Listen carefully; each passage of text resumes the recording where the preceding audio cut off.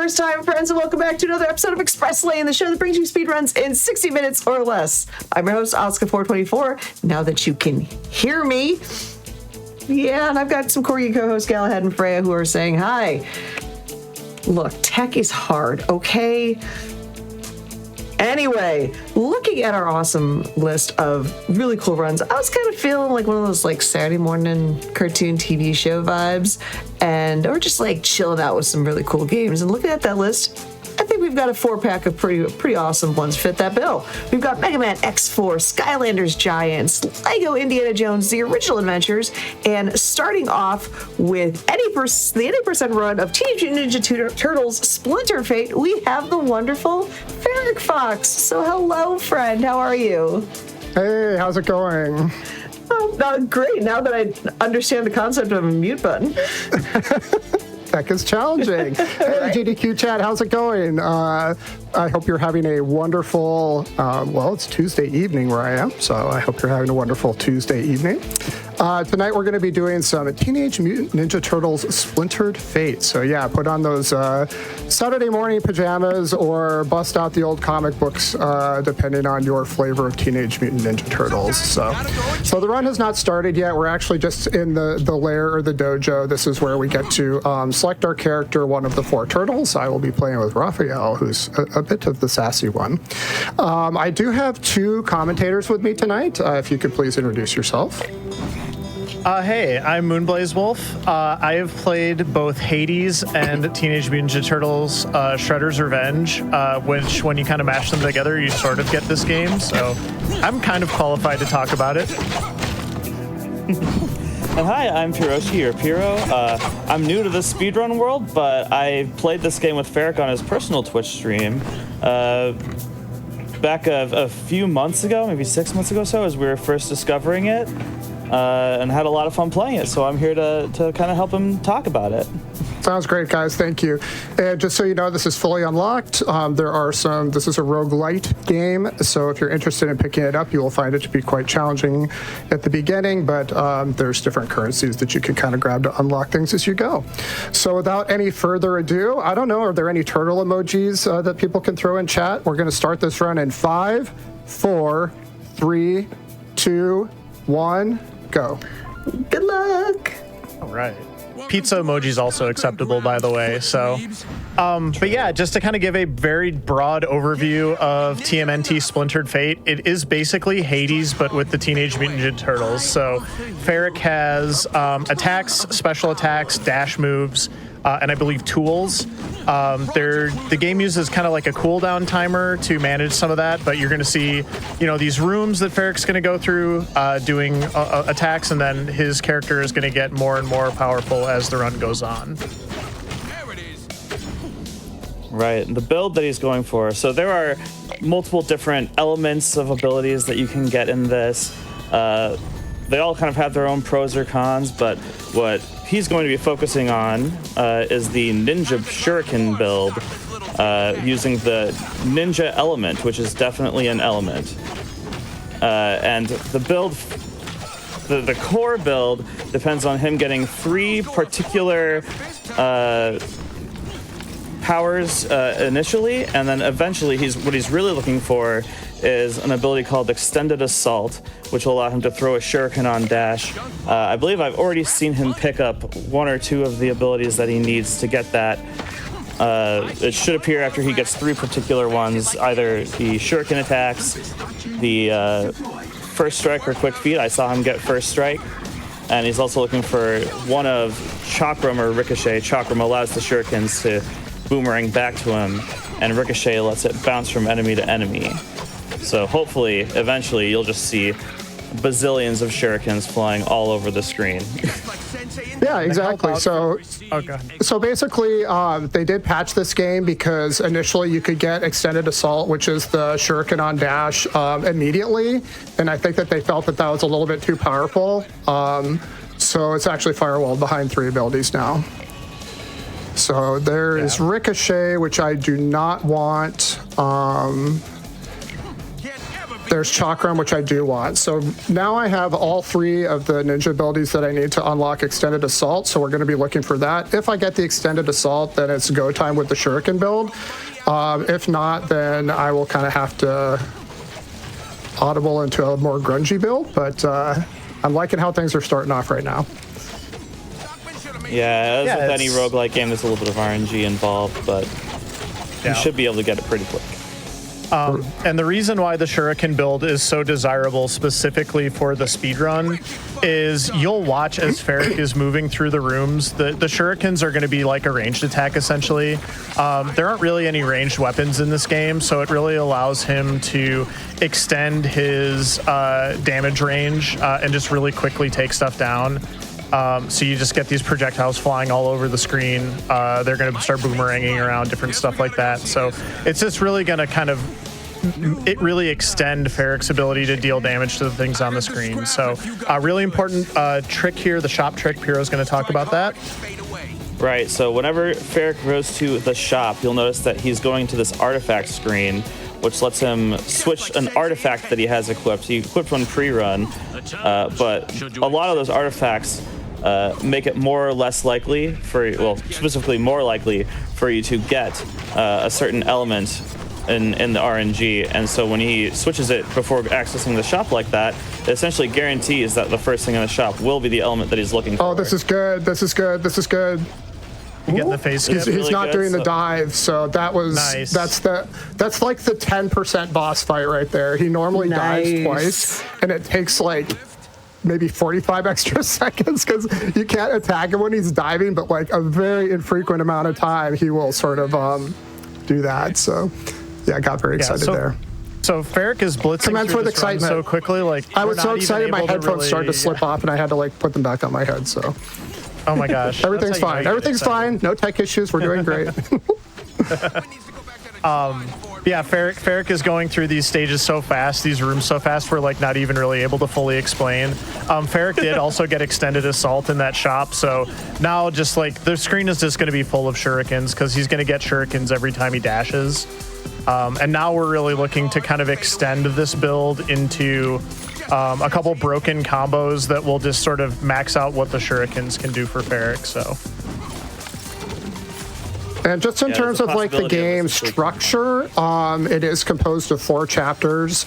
Leatherhead is a boss. That was the boss at the end of the first chapter. So that was the sewers. We are now in the second chapter, which is like the waterfront. Yep, and the next boss is going to be Karai. Also, you'll notice every now and then he'll see this confidence number pop up. It's not super important. It gives like a small damage boost supposedly, but really what you need to know about that is that he gets a stack, quote unquote, of confidence anytime he finishes a stage without taking any damage. So the fact that you see confidence plus 7 means that he has now completed 7 stages without taking any damage, which is a pretty good feat. So when I played this game, we were taking damage all the time. We never got that. Yeah, all that pizza sitting around the board, just going on eating. It's hard to see, but hate to see it those drives me slices crazy to not see getting it, but devoured. Yeah, they're just Whoops, sitting confidence there. aid. Sorry. A waste of perfectly good pizza. Okay, I need to ask because I'm a Leo girl. Are there differences between the 4 turtles when you play Huge this? differences. Absolutely huge differences. There I chose are. Raphael for a reason. That was a mini boss, by the way. Raphael. Oh, Yep, that was a mini boss. okay. Oh, I got Utrop Shuriken. This is good. This is good stuff, guys. Wait, you got the Utrom This is the goods right here. So this is kind of like the power run. So now the shurikens are electrified. Oh, jeez. I don't know if I need to say more than that. Yep, I think he's now trying to go for. There's sort of a god build you can go for where you combine. You get like a special element for the shurikens. Either you make them electric or poisonous, and I guess he found the electric one pretty quick. Yeah, it was and in now the there's, like, shop. one I just more- got lucky. So you can see now as I'm just dashing around, I also grabbed a dash ability in the shop. So without even attacking, the shurikens and the dash are dealing damage to everything without me even like being up in front of it to attack it. So yeah, it feels good. Yeah. Now the only thing you can find to really amplify this build even more is there's one more sort of combo thing that he can get if he starts getting a few of the flame abilities, which is called the Tempered Shuriken, which increases the crit strike chance of the shurikens too. And if he gets that, it's all bets are off. He's gonna finish the run in like record time. Yeah, it should be pretty good. So, Ferric does have rerolls. I don't think he's really had to use them too much lately. And then there's also upgrades. So Ferric is going to be upgrading kind of his core abilities as he goes. And then for shopping and things like that, there's a per run currency called scrap that Ferric will be opting for in most situations. There's also other currencies that are more for like doing unlocks in the dojo between runs, but that's not really something we're going to care about in the speed run. But anyway, here's Karai. Bye, Karai. She used to be so difficult with those two phases. They look like the damage bar hadn't even caught up. I love that. The purple stuff is basically like a darkness effect that if you stand on it, deals massive damage to you. They did nerf her a little bit with the patch. But she can still be a little bit tricky, but yeah, that went extremely well. I will take it. Yeah, she was the boss of the second chapter. Yeah, Karai. Everybody knows their Karai lore. Of course, and she melted like a dandelion under a butane torch. Yeah, as far as the rerolls are concerned, it's the lucky dice. And I have been using them, but that's how I manipulate the shop a lot, because I reroll in the shop after I choose my artifact to get it to roll ninja again. So that's kind of part of the shop manipulation trick. So I don't want to take that. I'll just reroll again because I have so many rerolls right now. You have a lot of rerolls. I don't want to accidentally take a different tool because technically the Utram Shuriken is a tool. So if I take another tool, I will lose that. But I'm not currently using it as a tool. It's just attaching the Utram electric ability to all of my shurikens in spite of that. So yeah, confidence 13. This is quite quite solid to right explain now. the terminology a little bit, a tool is like one of the activatable abilities that you can swap out for a different activatable ability. It's just that this one, it when you activate it, it throws out some electrified shurikens. But it also just electrifies all of your shurikens as like a passive thing. So it's a really, really good one to get. I think Ferric has the prerequisites for the tempered shuriken now too, if I'm not mistaken. I do. Yep, you have to have critical boost and critical damage through flame. So tempered shuriken would be what's called a legendary ability. Perhaps you can describe how those are different than some of the other ones that I've been taking. Well, the way that those are different is that they won't just randomly show up if you're just sort of playing the game all willy-nilly. You have to get some specific requirements in order for those to show up, and then they are sort of much stronger than the average powers that you might get in the RNG. Yeah, they're also kind of like a hybrid between two of the different elements. There it is! Tempered shuriken! And there it is! Oh my god. This is just like, I mean, this is the goods. This is the goods right here. So we have God mode. yeah, this is like go mode here. So sit back and enjoy me. Basically, I mean, I don't want to jinx it, right? I mean, anything can happen, but I will proceed to attempt to just melt everything. So. Because basically all my shurikens are now electrified with Utram damage, plus all the boosts that I already have on them, plus 40% crit chance. So all I really want to do is, if I can get more shurikens, get them. So when I'm doing upgrades, I'm trying to grab any shuriken ability that I see that generates more shurikens. You max out at level 3, and currently I have quick hands. Somebody can describe what quick hands does? Quick hands, I believe that is the one that adds an additional shuriken to all things that throw shurikens. Yes. Yep. Each level of quick hands adds one shuriken to anything that throws a shuriken. That's exactly And then there's right. another really good one that's throwing mastery, which increases all shuriken damage. I took a shuriken there to the face just on principle because it was just, I can't let karma bite me on this. I have to take a little bit of damage. So. Dude. Yeah, I agree with Chad. That is a comical amount of shurikens right now. It's absolutely comical. So I'll take water dash. Love it. When we were playing through this on his regular stream, the shuriken build was always my favorite one to get, just because it's like ridiculous. It bothers everybody else so much. So here's boss number 3. So they have a 50% hit point lock, and they're already like both at 25% because they've got like the 2 phases. But yeah, they're both at already like 25. I've never seen you blow through. The game literally could not catch up with them. It's like I didn't know you could do that. Yeah, that was very good, I will say. Before their title card disappeared. Yeah, it's too much. They're dead. And they're gone. I mean, they're dead. Yeah. Like, they're just going to be talking even though they're dead. So I don't know what to say. Like, they're still, I might have broken the game. Oh, he had did I break the He game? had 1 health left or something. I thought I broke the game for a second there, because he was still attacking me even though he was dead. Oh my gosh. I was like, where's that shot coming from? Is he still alive? No, he's kind of just like still dying, sort of. I'm not sure. So this is another upgrade here. It kind of doesn't matter at this point. So this is the 4th chapter. So we're on the rooftops now. Working your way towards the Shredder fight, because who else would you fight as the final boss? That's right. I thought we were fighting Splinter. That's why it was called Splintered Fate. No, we're getting Splinter back. But Splinter was just chilling on the sofa in the dojo. Splinter's fine. This is just all for credit. This is all for credit at this point. Let's do Flame Strike. I guess Flame Strike, sure. Ooh, Trailblazer. That's good.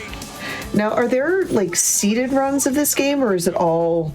Is there no way to seed? It is not seeded. Everything is just random. So Nice. If I could seed it with this seed, I would take that any day of the week. This is just very, very nice. Because yeah, I used to be able to, like, before they patched it, like on the previous version, I used to be able to get this build like really, really fast a lot of times.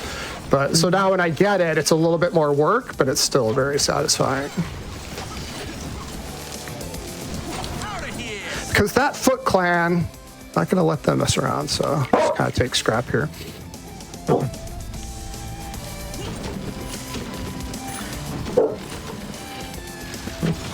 So I would say, as I kind of clear the rooftops here a little bit, it might be a good time to make an announcement or two, and then we can get back to the action.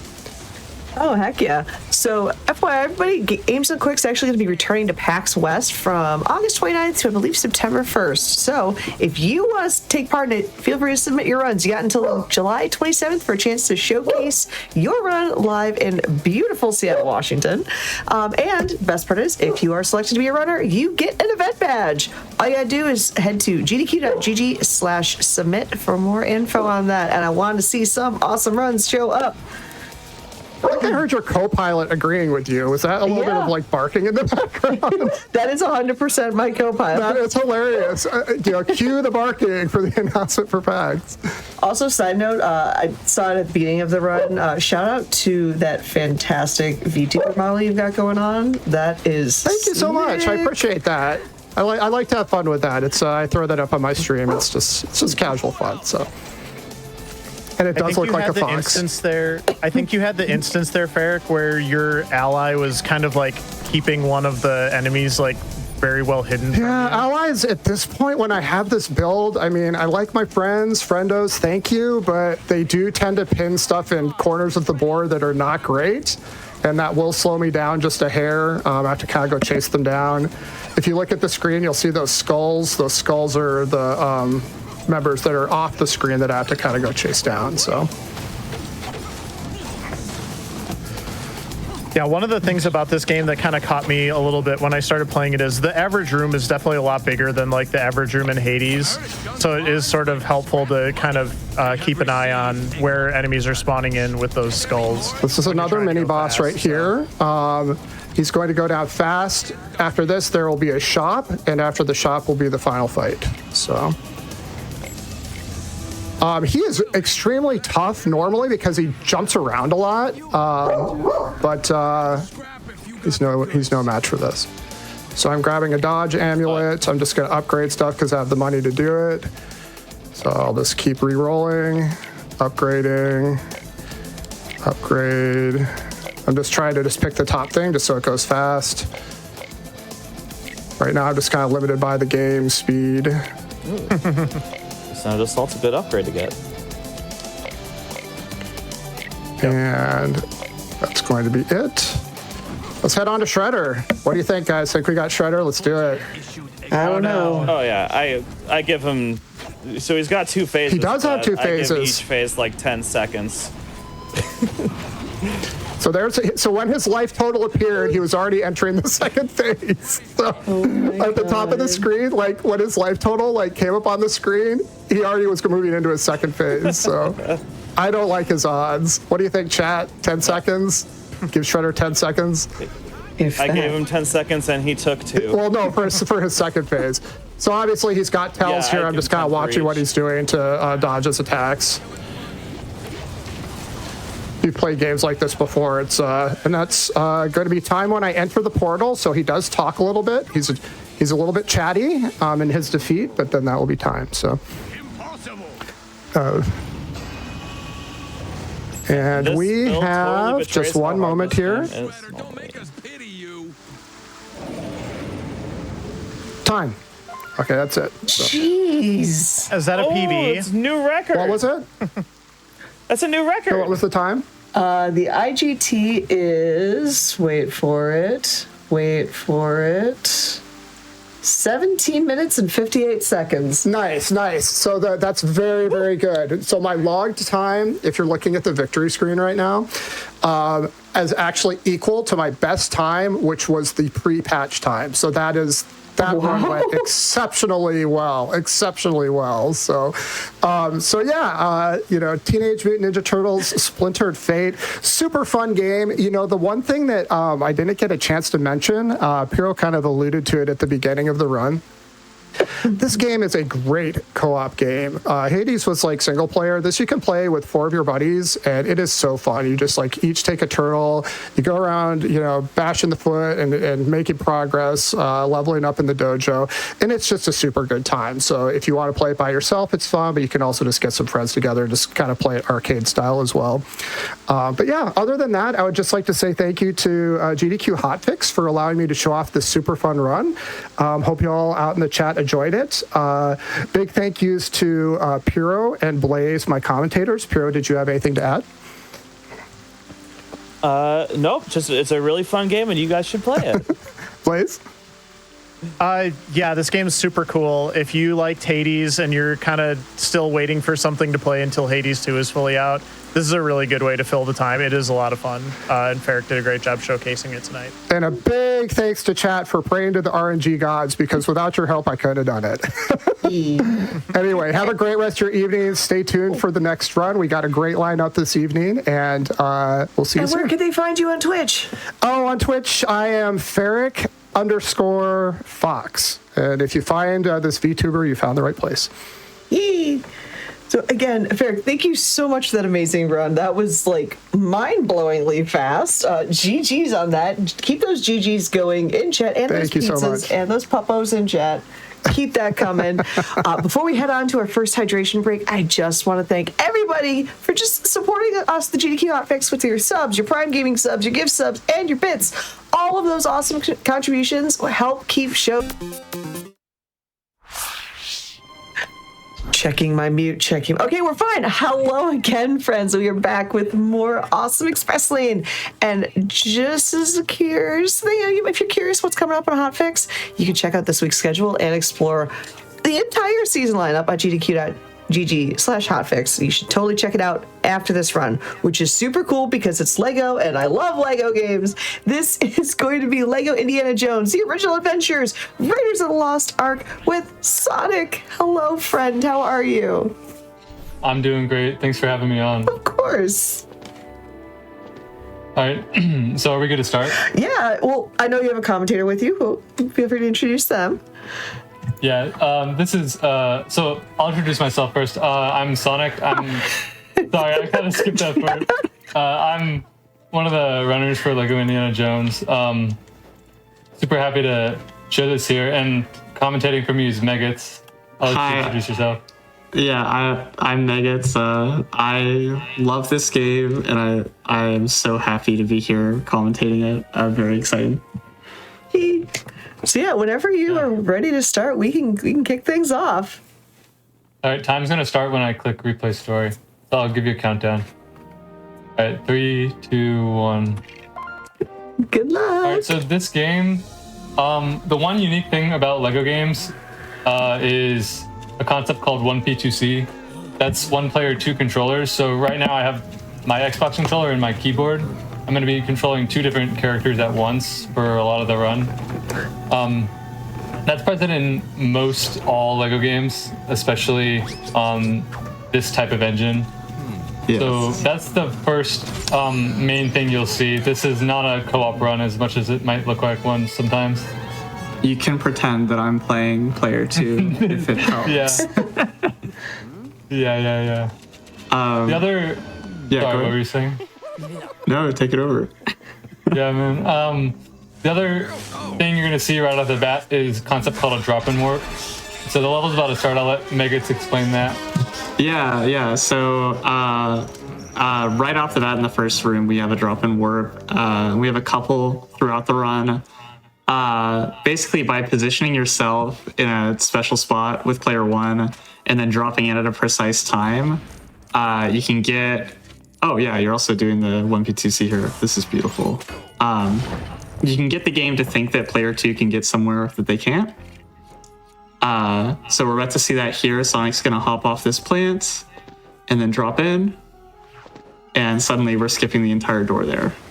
Well, that's good. The big now- thing for this run is going to be lag strats. Right here, I'm going to Alt-Tab on my keyboard. Okay, I didn't do it properly there. And I'm able to do a couple of things with that. There, I was able to slide up off the collision to get on top of the bridge there. You're going to see later I'm going to clip through some walls with that, which is kind of interesting. This is going to be very exciting to see performed live. Sonic is doing a very difficult jump here to skip some of the spikes in this section. Okay, it's not like that. Let's see if By I can jumping actually... around. There we go. Oh, nice. That is so fun to see. And then here's a little bit of funky collision I can get a jump off of. And another drop and warp here. I'll let Megatz explain this next part. Okay, so we're going to be doing what's called a super jump in this room to skip the idle. So by positioning Satsupo in a specific way and then avoiding any ground that can be like a respawn point, Satsupo will jump to where they originally were. And with a precise lag, we can get Satsupo out of bounds and skip this next section that has a cutscene in it, which is just, it's beautiful. It saves about 20 seconds. Something like that, yeah. And so the out of bounds in this game is, that was a little close, is kind of built in layers. Nice. This is called this is a faster cycle. This is like our 0 cycle in this room. Those tumbling heads are on a cycle, and if you get to this rope fast enough, you can just barely get that one. Very impressive. The reason I'm taking intentional deaths here kind of matters less in this category, but in any percent, we want to end this level with 0 studs because it makes the status screen shorter. There we had another drop and warp that places player 2 at the ending of the boulder room. However, fun fact about that boulder room is that if you die 3 times, the room will just automatically end as well. It's about 7 or 8 seconds slower, but it's also a fun tactic. Yeah, that was used for a long time before that drop and warp was found. I like to think of that kind of like as a little kid skill check. Like, if you were playing this game on the Wii 10 years ago and you couldn't do the boulder section because it's hard platforming, the game wouldn't punish you too hard. This end room here has a lot more importance than any percent to secure those 0 studs. However, it is still one of the more difficult 1P2C segments in Raiders, at least. He's going to be building this with Jock while also setting up the propeller with Indy, and then taking the intentional death here to get back down to 0 studs. Very nice. That was a good start. Yeah, that room has a lot of variance. The enemies may or may not target Indy, and they kind of spawn in groups of 4 to 6 on 60 FPS. You see a nice snake cutscene here. Yeah, the spawn's also like just like it. There are so many variables. Like I feel like people with different PC setups get different spawn timings in that room, which is very fascinating and not very explored. Yeah. This next cutscene is, I think it's the longest one in Raiders. Right here, that frame is kind of famous among Indiana Jones runners because when you upload your any percent run to YouTube, oftentimes it'll pick that frame as the thumbnail. Nice. So it's kind of a funny thing. That OP1TA5 written on the chalkboard is actually the like cheat code in this game for, I think, fast dig. It's a reference to Satapo spelled backwards. Yeah, that's a good one. I like that spot there too. You could see that Lego guy was kind of just chilling. The big thing in these games is no voice acting. So the characters like to grunt and like explain what's going on without words, and it's really interesting and fun to see. Yeah, it's definitely interesting having a cutscene this long right at the start of this category, but kind of fun for commentary that we can just talk about, literally yapping about the thumbnails. Yeah. For 80%. And to be clear, this Raiders of the Lost Ark is the start of any percent as well, so we get to see this as the start of the full game run. This level starts off with a boss fight against General Toad. This boss fight has a couple of interesting movement options that are like, I guess, like, I don't want to call them cycle skips, but you have to do this a very specific way in order for it to be fast. Yeah. Here, I'm gonna get 3 hits on the boss. Oh, maybe. Yeah. There we go, 3 hits. Kill that guy. I'm gonna grab this bottle, break this table. That was not that clean, and then get a hit in. So now I'm gonna spawn in the bottom right of the room. I'm gonna specifically run up. You'll see why I broke that table in a second. And I'm gonna pass it over to Megads here because it's kind of yeah. This like mid boss here, you need to kill by throwing things, and then with a death there, you can move during the camera pan, and if you time it slightly better, sorry, Sonic, you can kill Toad in the middle of that cutscene. Or not. This next skip is going to be called Boom Skip. There's the Boom Skip in Complete Saga as well, but this one's a little different. I'm going to focus up here so Megads can explain. Yeah, this is like a privilege to see this as well. This is considered hard enough that most runners don't go for it. Oh, it's a very, very precise gap jump here. Perfect. And then another one. Just okay. There's like, I don't know if there's much consensus on, I think lagging at the peak of this jump might make it slightly easier. It's also riskier, maybe. Alright, we're positioned wrong. This is a big reset point for me, typically. There we go. Nice. That's kind of precise, it's just funky. And now with here a good jump push the here. barrel and get a weird jump. And there's a spot on the wall I line up with there. What? And then you can just hit the trigger instead of blowing up the door. Normally that room is done with Indy and is quite a bit longer. Now this is Gen 2. There's actually just like a floor here out of bounds that if you do a well enough space jump, you can get to it. Beautiful. And then Marion jump here is another, you're doing the corner jump. There are like 3 different jumps that you can do in this room. That was very clean. I looked effortless, but that's usually also a reset point for me. Here's a cool strat. I'm going to be able to put this bazooka away to get a faster first shot instead of waiting for the cooldown. Our bottleneck here is blowing up the truck, and so you want to get as many shots off fast as possible. And then I push that to get a slight jump off the bridge collision without even having to build at all. And that's a very beautiful in the mountains. I'm gonna call it beautiful. It's beautiful to see Booms get played in a GDQ. I'll take that.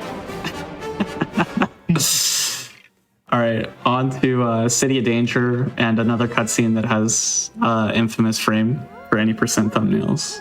It does. This also has monkeys in this cutscene and the level. That is oddly specific.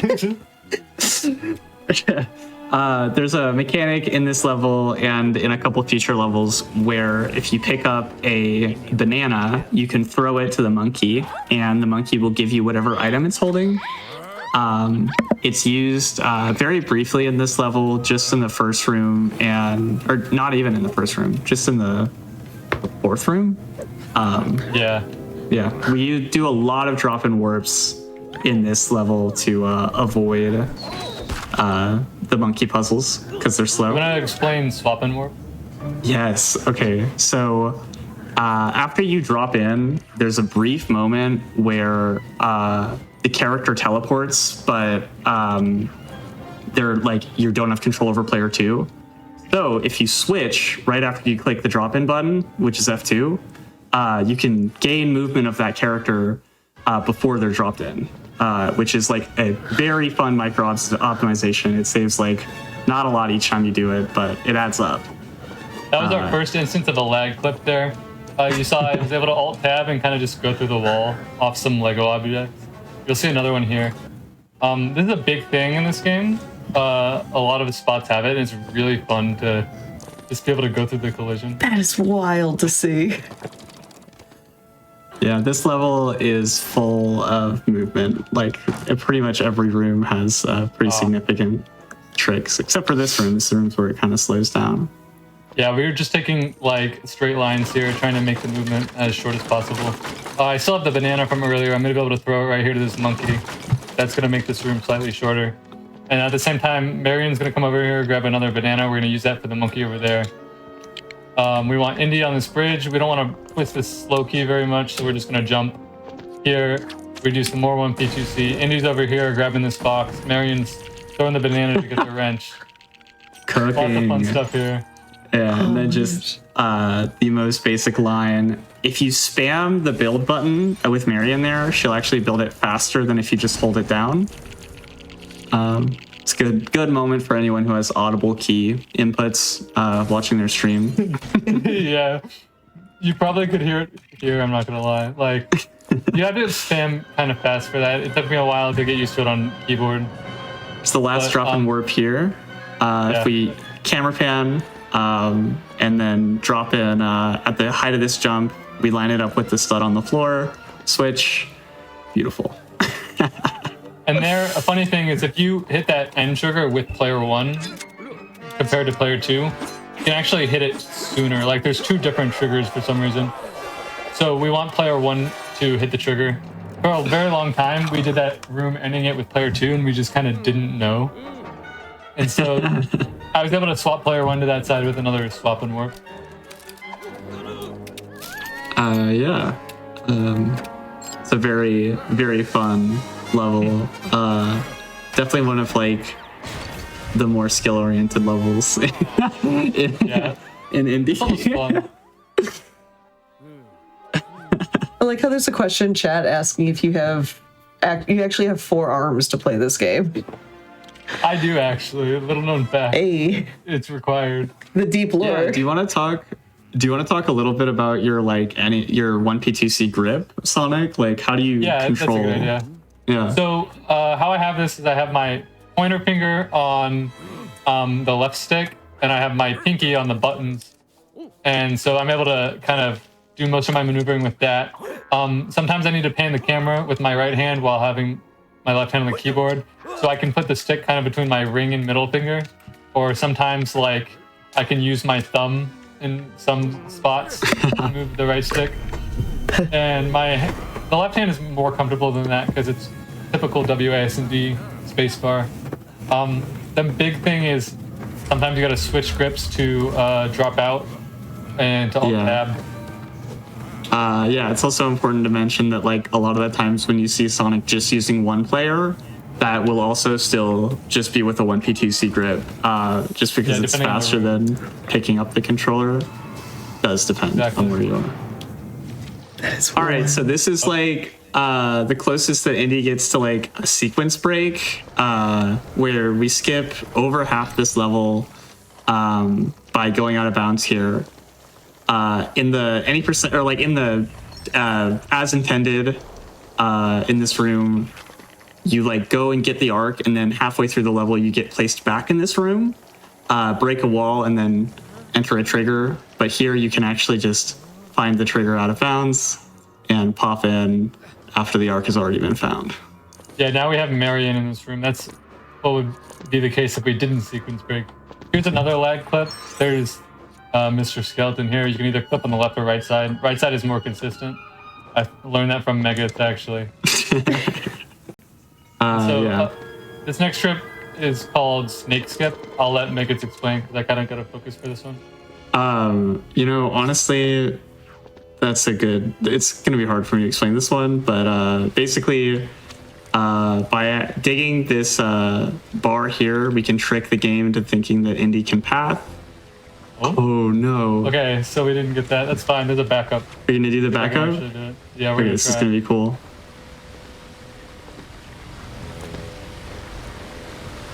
Okay, we didn't actually hit it. I'm just going to reload the room. It's all good. This is about 30 seconds, 20 seconds if you don't do the backup.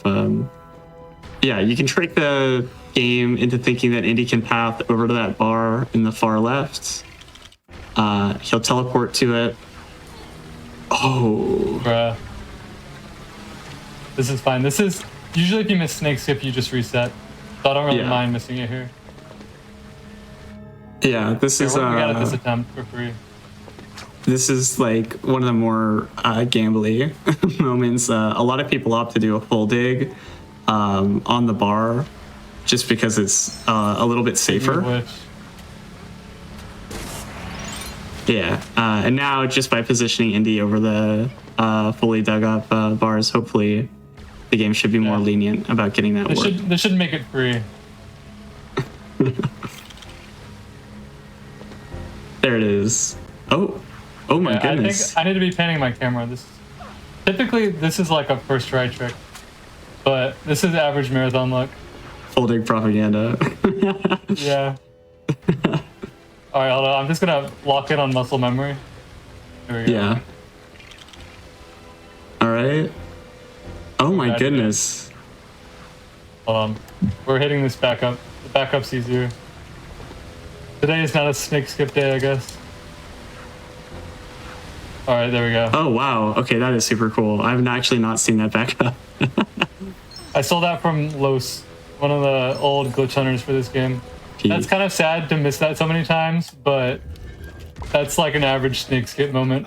Like, yeah, that's one of the tricks you got to practice no matter how much time you put into the game, pretty much.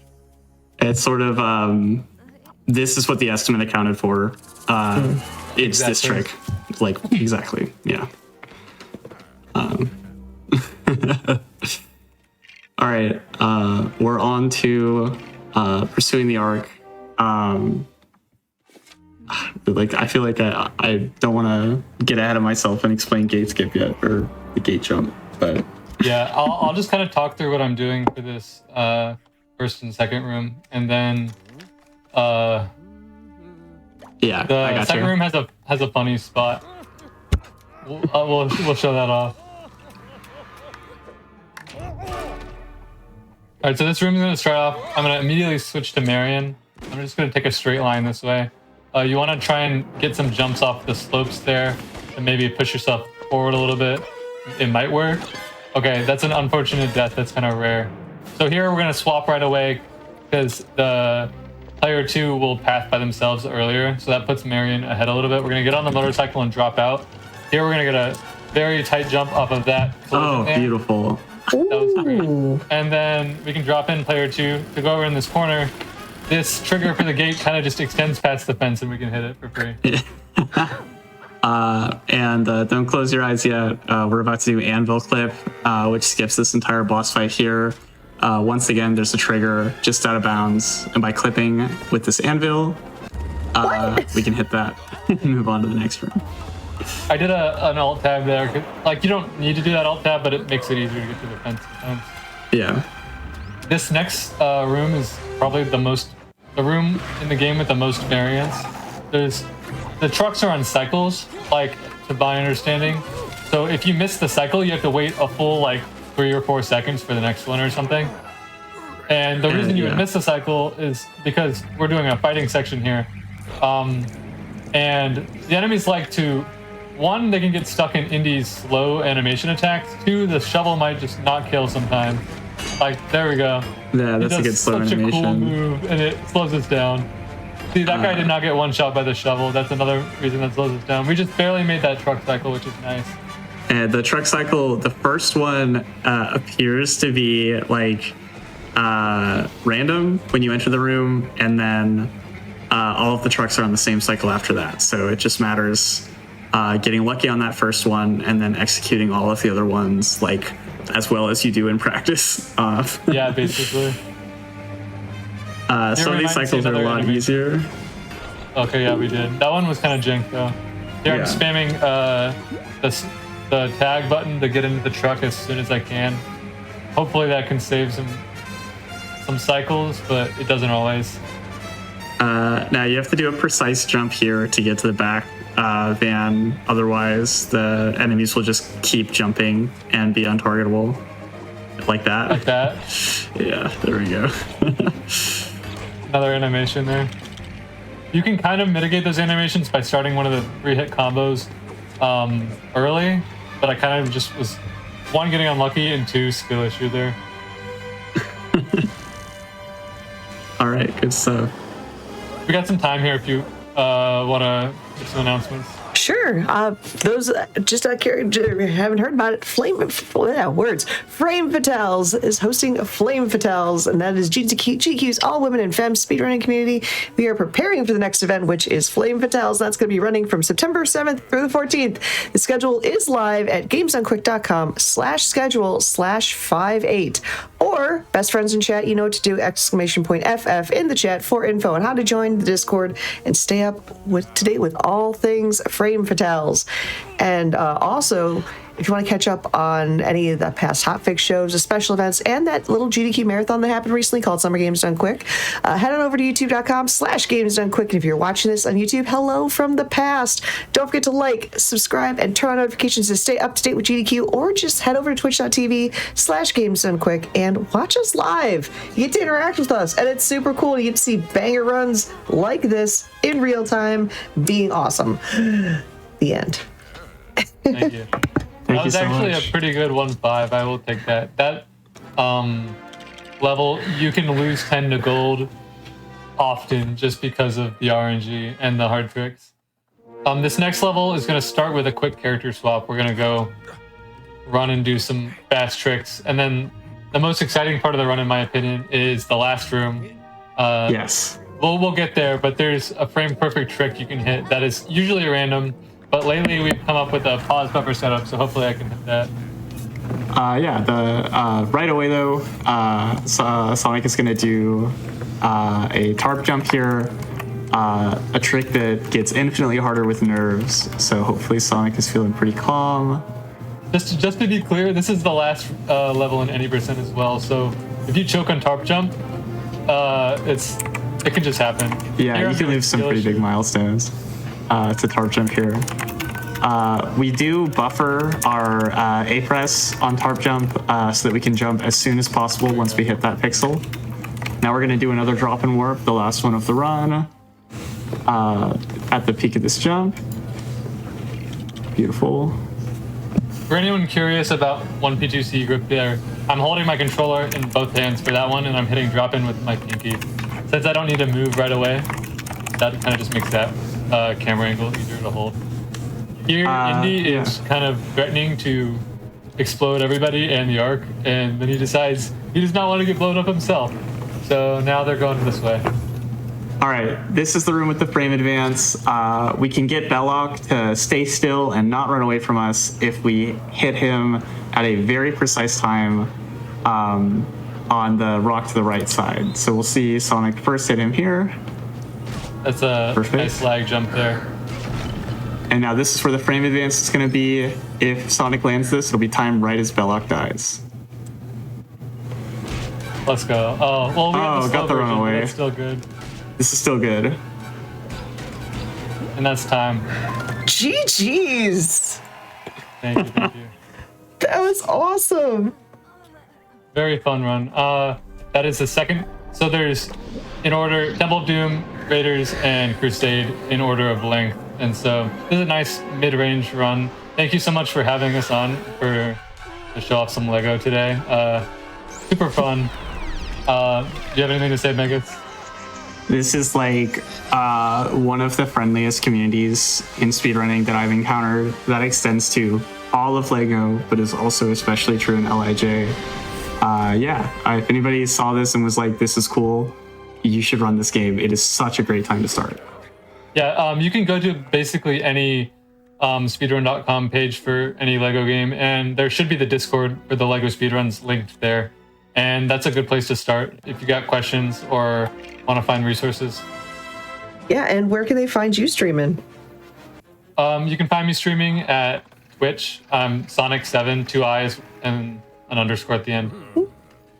Awesome. Well, thank you so much. It's always so much fun to watch LEGO speedruns because they are like so cool and y'all are so talented, so wholesome. So thank you so much for being on here. Keep those GGs coming. And when we go to our next hydration break, I have a task for everybody in chat, specifically you, whoever I'm looking at, but you're cool and special and valid, and I heart you dearly. What you should be doing is getting more involved in the GDQ community, and by doing that, it means basically joining our official Games Done Quick Discord and adding that awesome hotfix role to stay in the loop on things like upcoming events, chat with staff, and more. So best friends in chat, !Discord right now in Twitch chat, and you can get an invite. Hello again, friends. We are back with some more Express Lane, and we have a super cool run with a super cool runner that is coming up right now, and it is the 3DS version of Skylanders Giants Any Percent with Corey. So Corey, take it away, friend. Hi, I'm Corey. This is Skylanders Giants. Skylanders is the series that popularized the whole Toys to Life genre.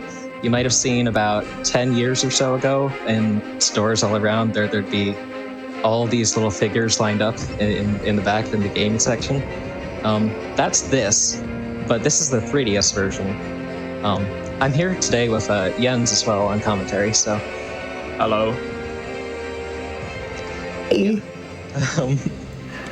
So the 3DS versions, like most of the people who have played Skylanders, they know the console versions of these games.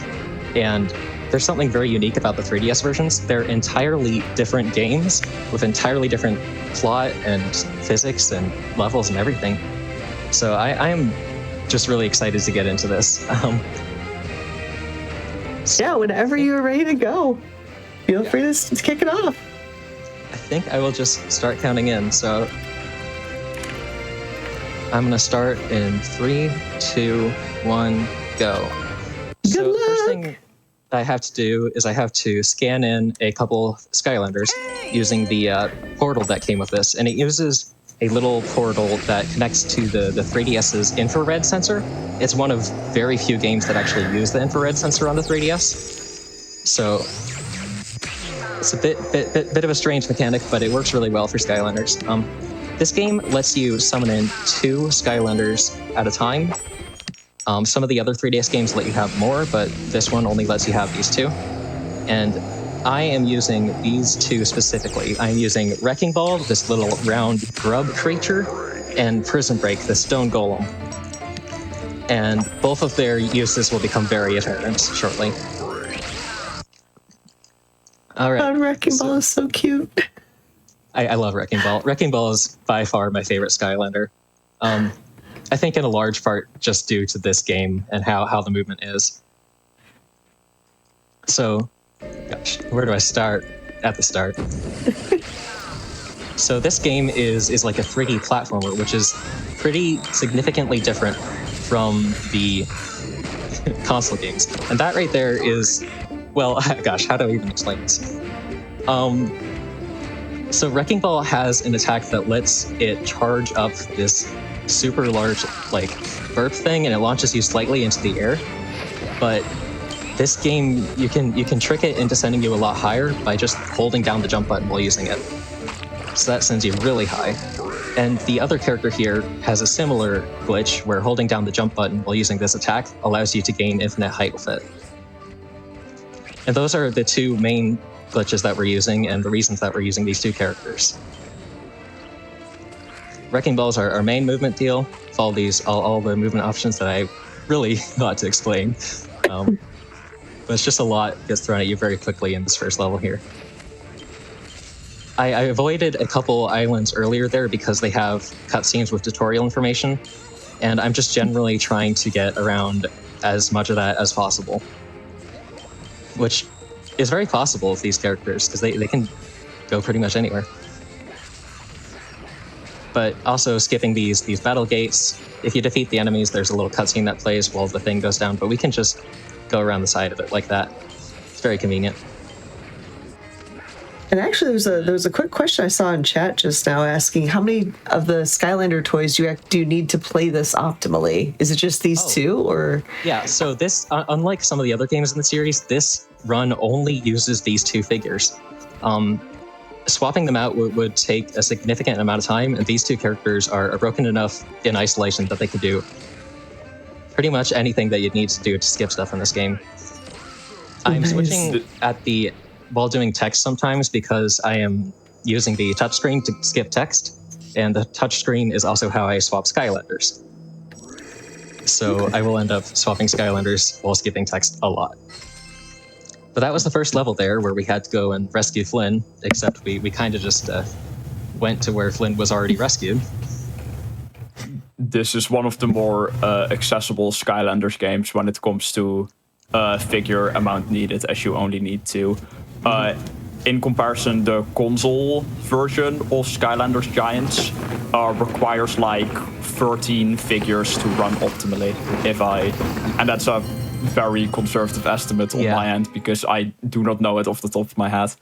I think depending on the category, it can go to like 16 or 18 figures. But I know 100% is particularly bad when it comes to that. So, anyways, so this is the second level of the game, and we're going to see this game has like sub areas, like caves and stuff, and the devs placed these sub areas like in various places out in the void, but they're usually not that far away from the normal level. So I'll enter the sub area, but I won't be leaving the sub area the normal way. Just have to get over here a little bit. And then get a lot of height. And then swap to Prison Break, where I can keep gaining height and moving forward in the air. And I'm just going to go straight over the edge of this area and just kind of fly out into the sky for a little bit.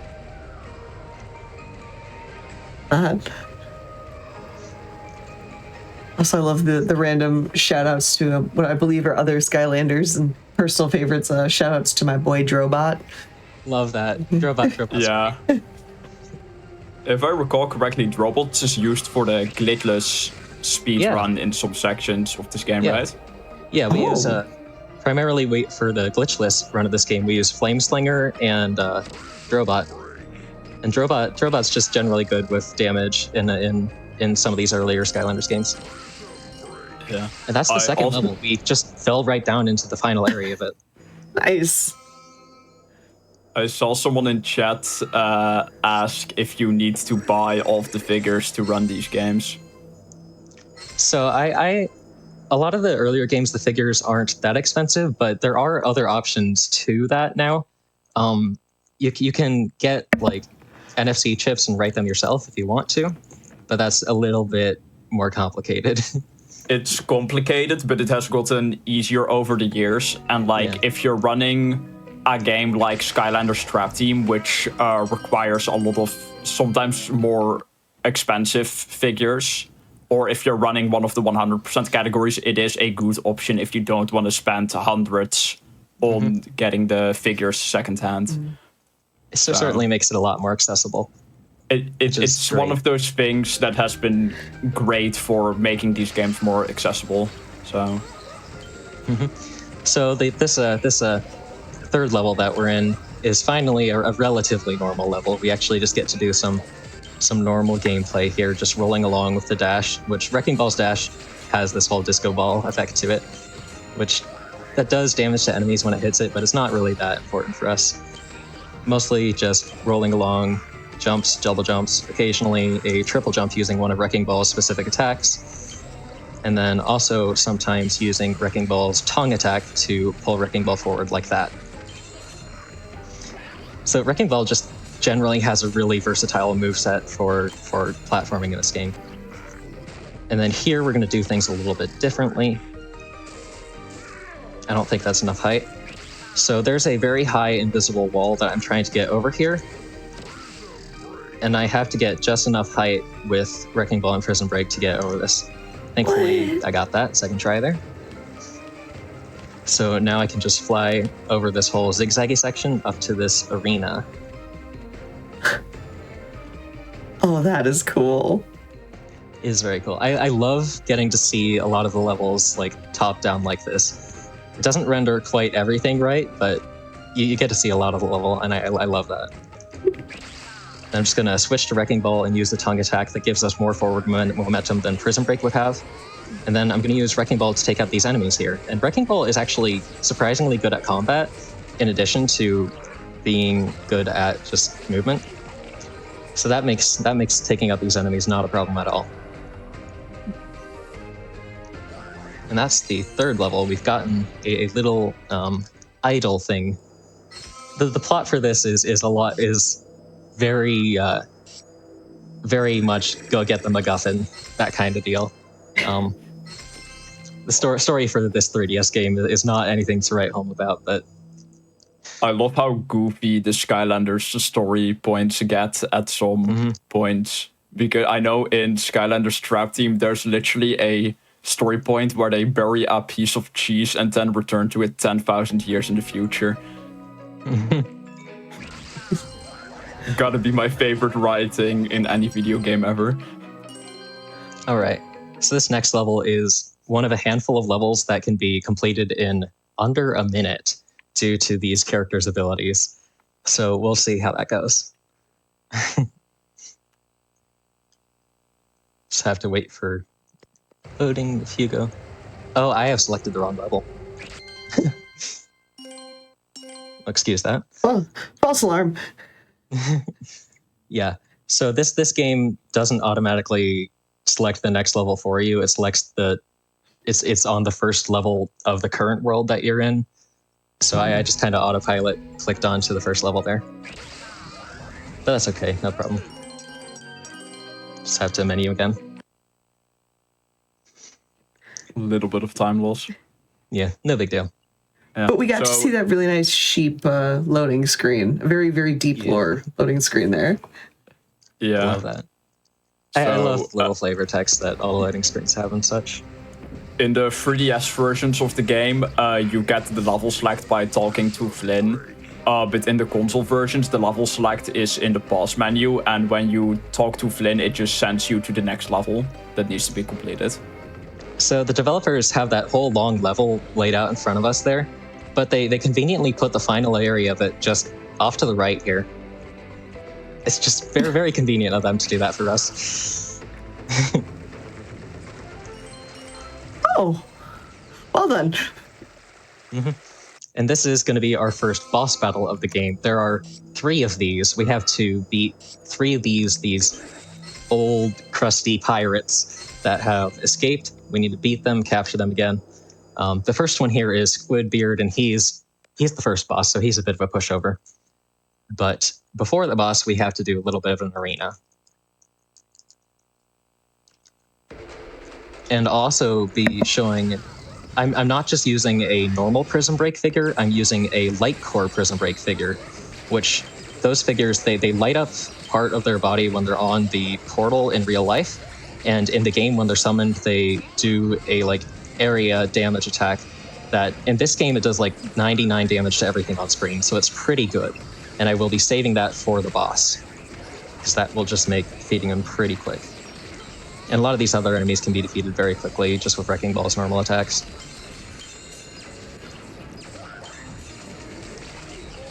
Okay.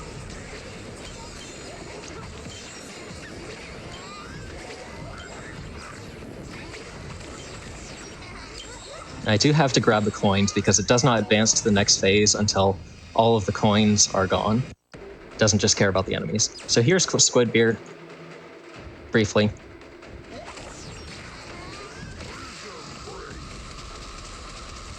And there's Squidbeard. Oh, well done. This is very, very, very quick work of that guy.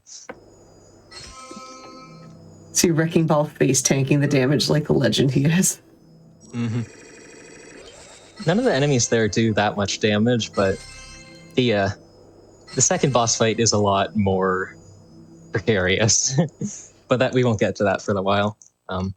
We have to go find some other MacGuffins. Like we have to find a big propeller and a map and all sorts of things.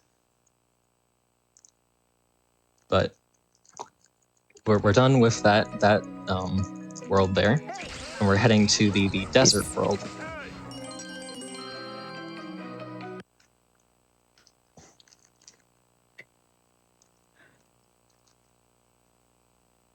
I'm also loving in chat just like how this has brought back like the memories of like the starter packs, like the different types of figures, the dark starter packs. I love that. It's like the 3DS starter packs like always had like separate figures from what the console packs did too.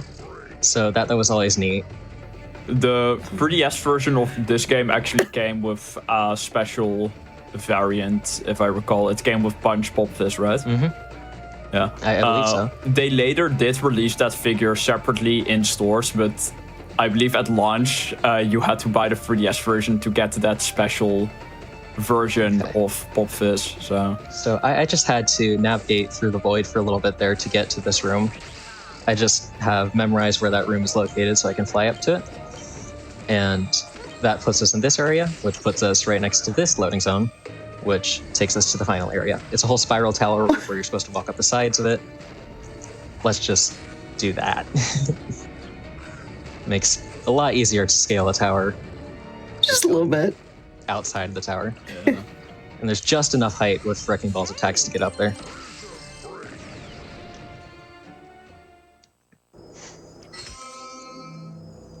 The next two levels are more normal levels. They don't really have sub areas, so there's not as much opportunity to do out of bounds stuff like that. Just a lot of more minor platforming skips. I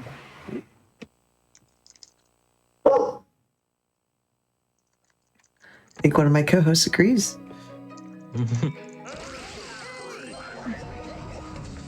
Okay.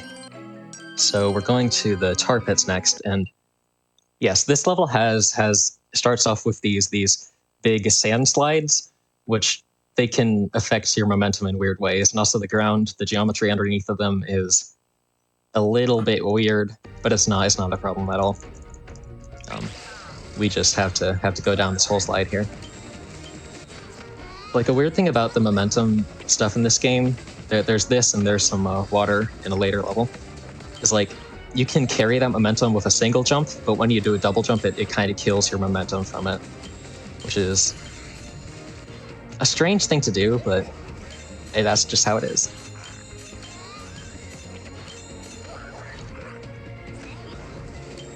Just have to get over all the fossils and such. Nice.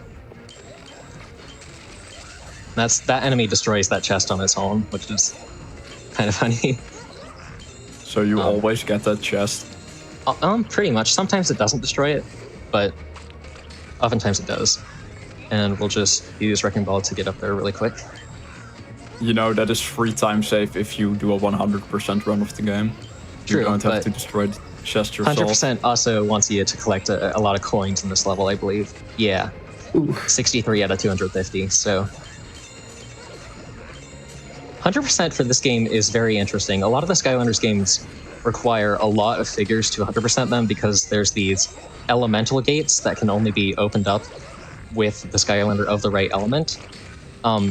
Fortunately, with this game, Wrecking Ball can clip into almost every single one of those. So you can actually 100% this game with as little as 5 figures. Oh, wow.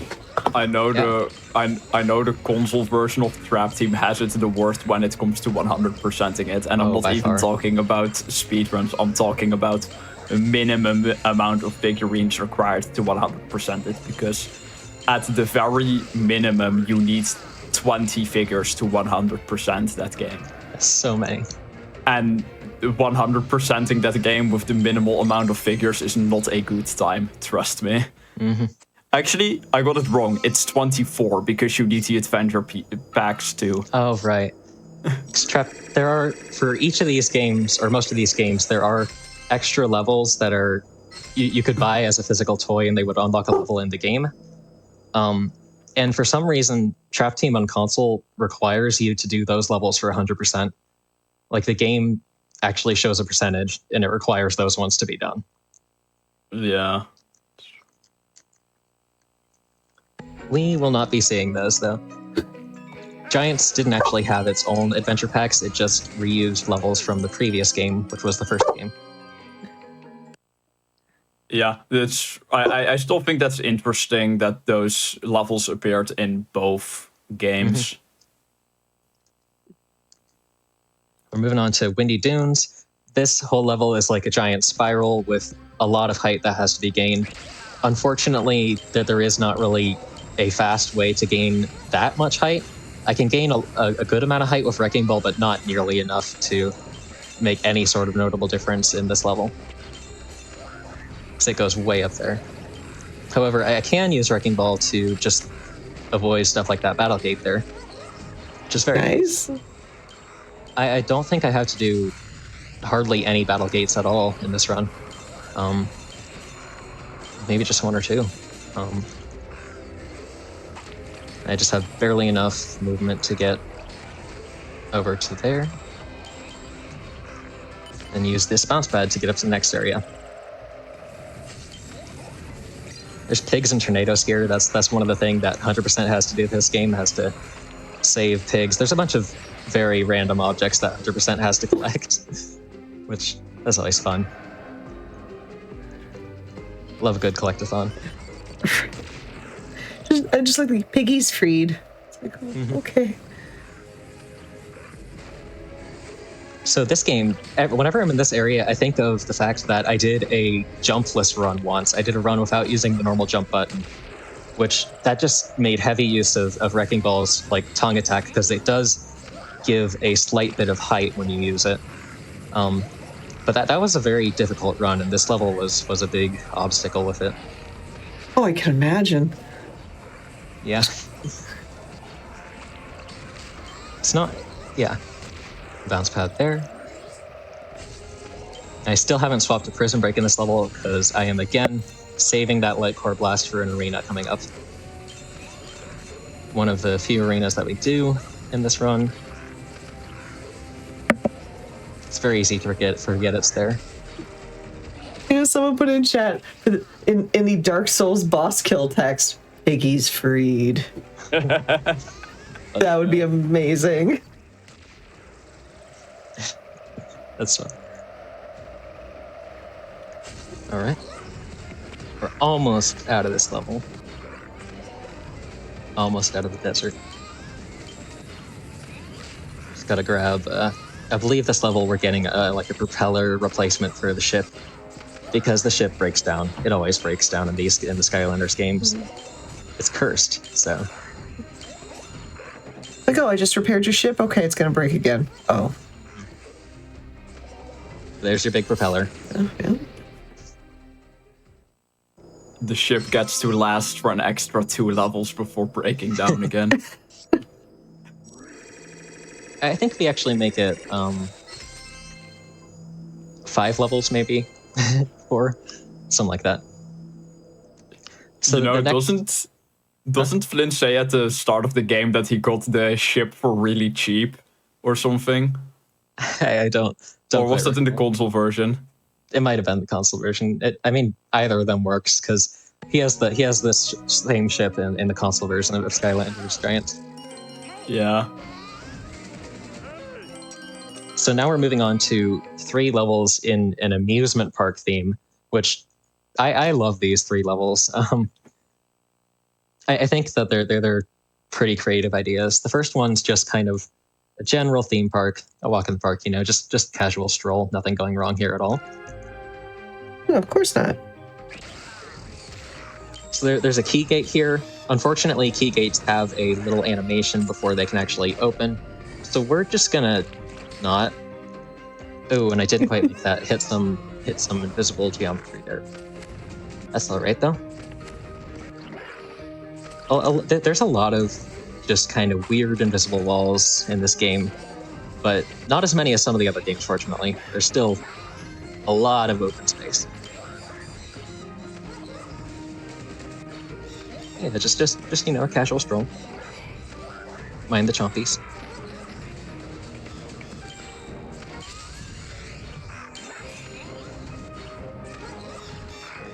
And then we're going into this whole underground area because we have to go restore power to another part of the theme park. And there's a battle gate down there again, but we are not doing that. We are just flying out to the side here, completely skipping that entire area to the left. There's a whole entire section there where you have to go and get a key, but we already have a key, but we don't even need the key, so the key gate's behind us now. Oh. Just back and bounce. So every time I see Wrecking Ball just jump and fly like that, I immediately think of I must go, my people need me. Jump, jump, jump, jump, jump. He's a lovely little critter. Well, it's you would think the size of Wrecking Ball, that would be the one that does the incredibly long jumps, everything, and then Prison Break's nah, fam, I've got this big giant hulking goal. Flying is a bit absurd because he is just rocks. Why is the rock one the one that can fly? Just picturing and just Wrecking Ball looking up with his big old derpy smile, be that's my friend. Yeah. So this next level is, I've been running this game for a long time, and this one has had a lot of route changes over time. So this Wrecking Ball tech was found a long time ago, and there's something that Wrecking Ball can do in this level that isn't really important for a lot of other levels, but this level actually has a wall that we need to get inside of the wall. So that's usually we can just go over walls and ignore them, but we need to actually get behind this gate here. So we're going to go up into the ceiling, clip into the wall, and enter the gate. And then nice. Side of this area, the saloon with all the silly music and all. So the devs, they like to put the sub areas right next to each other. Again, very fortunate for them to do that. Just very, very useful. Yeah, they likely just use a template for every sub area and then just copy paste that and then decorate it as needed. I'm gonna fall down a little bit. Makes sense. It's try and go under this area. Dodge a loading zone by going under it and hit the lever, and that is that level. Oh, that was cool. That was super cool. One of my favorite levels to show off. If I recall the sub areas being right next to each other, something similar is also used to skip part of a level in Skylanders Swap Force, if I recall correctly. Yeah, that game's got some weird stuff going on, but I believe that's accurate. Yeah. The console version of Skylanders Swap Force has some insane tech. Most of these games are in their unrestricted state. They're very, anyway, they're very, very. Should I say broken? Is that fair? Yeah. Yes. They've all got some very unique stuff going on with them. I'd say a game where you rocket yourself across the map every single level is pretty broken. Oh yeah, that's squarely in the broken category. Yeah. This is Tunnel of Love. It's probably the longest level in the game, both casually and in a speedrun perspective. But it does have water slides, so we get to take those. We get to go pretty fast, even though it's a long level.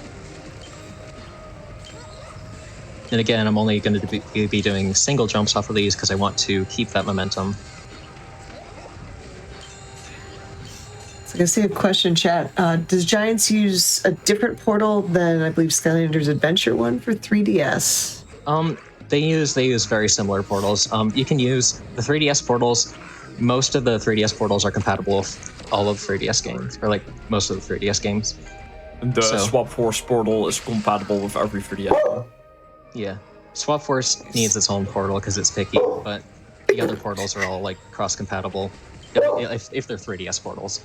Gotcha. Obviously, the console portals don't work because there's not like a USB port on a 3DS. Though, funnily enough, you can use a 3DS portal on console with the USB charger. Yeah, or the USB connector. That's kind of a weird thing that they did. I think they did that for like the web game that existed at one point. I know there was one runner who used this on the Wii version of Spyro's Adventure for a little bit. I think it was Willow, if I recall correctly. That would make sense. Yeah, it was really funny. Okay, so again here, there's still these water platforms also have the whole physics affecting thing, except they're inconsistent. So it's I don't like those little water platforms, but there's only 2 of them that I need to worry about. So there's this whole spirally water slide section, and we're gonna do a skip that we can actually do in glitchless. Because you can just jump down to a lower slide. There's no death plane or anything. Someone asked in chat if the console and 3DS games use the same figures, and every figure is console cross-compatible with the exception of the Nintendo Skylander amiibos, which only work on the Nintendo versions of the game. Yeah. But those are the exception, not the standard. Those are like 4 or like 6 figures total that don't work on every version. So. Yeah. But yeah, as a collector, are going to work with all games. As a collector who primarily plays on the PS4 version of the games, I hate those. You just can't use them. Yeah, and I don't want to bust out the Wii U every single time I want to play as Donkey Kong. Yeah. Oh well. It does lead to an interesting situation in the last game in the series, where you can have because in the last game in the series on console they introduced Crash Bandicoot as a playable character. So you can, on the Wii U version or Switch version, I guess, you can have Donkey Kong and Crash Bandicoot playing Skylanders together.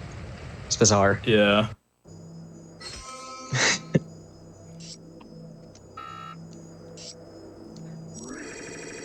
But that's we're through the amusement park levels, which is great, and we're moving on to some the next set of levels is very swampy, very kind of rusty and gross, and I'm not sure I'm a huge fan of them, but they're fun anyways.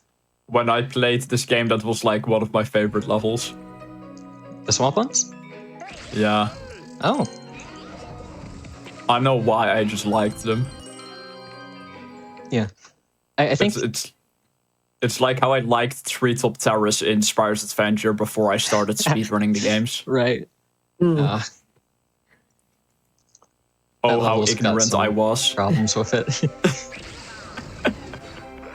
But anyways, for this level, we're just going to go out to the side for a moment here. That there are skips in this level and the next level that save a little bit of time. I did time it out. It's not... It is significant to do it, so I go for it. But I've done runs where I've just not gone for them too, and just played the level relatively normally, which is arguably more fun sometimes. But this one only skips part of the level to do that. So we're only like halfway through the level now, instead of at the end. And we've already switched to Prism Break, so we don't have the Light Core Blast anymore. So I actually have to do this arena.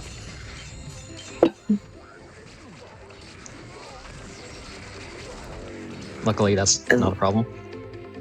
And remind me again, so you can only switch a limited number of times between your Skylanders. I can switch as much as I want. It's just that the very first time that I switch to Prism Break, he does that big blast attack that does 99 damage to everything. Oh, okay. I can only do that once, but I can switch all I want. Gotcha. Makes sense. Yeah. Unfortunately, like for this game, if I wanted to have a different Skylander on, I would have to go to the hub and swap out one of these for it. And in the third game on 3DS, they actually let you have all your Skylanders stored on the 3DS, so you can switch to any of them. Oh, nice. Yeah. But it does make switching take longer on that version, on those games. On this one, the switch is pretty instant, which is great. Now we're just on a totally normal island, nothing weird about it. Oh yeah, that looks accurate and normal and fine. Yeah. Turtle aside. Love turtles. So we've just woken up this old turtle, and the old turtle is upset with us because he just woke it up while it's napping. So it's like grumpy with us, telling us to get out of there.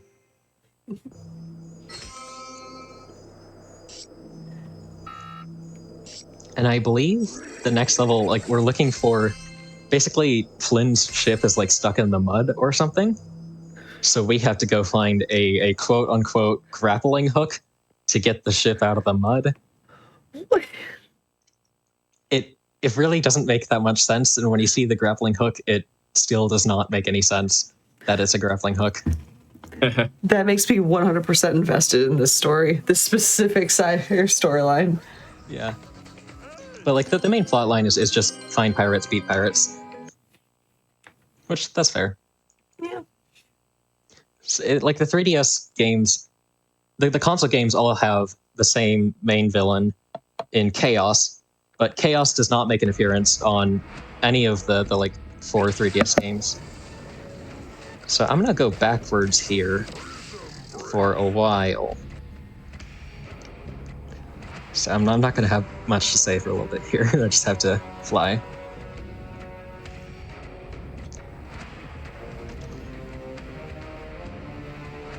It's like I mentioned earlier how there's elemental gates in this, right?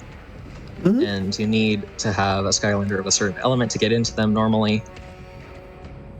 You really don't for this game.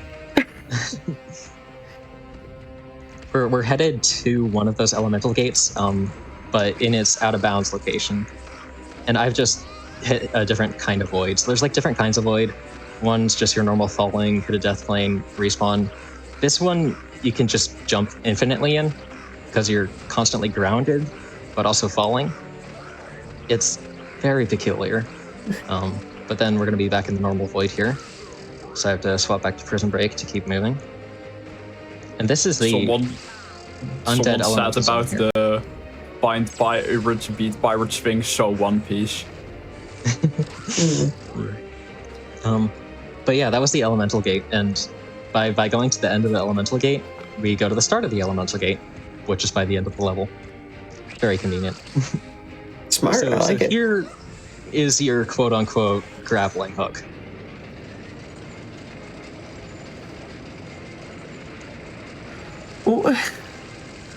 What?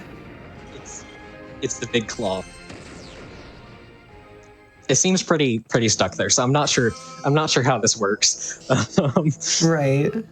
It does work though. That's all that matters. One of these years I'll figure that out.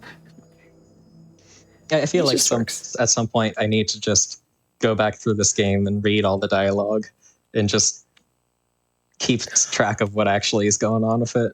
I'm fairly sure that there's some line in the boss text where it makes like a Mario reference, like your princess in another castle. But nice. Failing me. Well, it's like going back and watching the skippable cutscenes or watching someone else play and not skip them. I'm just sitting here going, I totally forgot about that subplot. Oh, okay. Yeah. I mean, we do have a category where you play all of the console games back to back without skipping any of the cutscenes. Oh, Maybe God. we need something like that for 3DS too. Oh my God. How long is that category? The current world record is 25 hours, and the runner who has completed that run has actually completed it twice. Yeah, Oh my that God. runner is the reason that category exists. My brain just broke thinking about that. That is We also impressive. have categories for like any percent, and we have a category called all story levels, which is beating all the levels from a completed file. So we have a multi-game category for both of those as well, and those actually have a good amount of runs. I think like the main category has like 9 people who have done it now. Sky Factor all story levels currently has 8 listed plus runs, 2. but there's a co-op run. there's a 9th runner that completed it that I know of who lost their video or part of the video, so they couldn't submit their run. Oh no! Yeah, but that's just the 6 console games. Last year I did a run of the 6 console games and the 5 3DS games.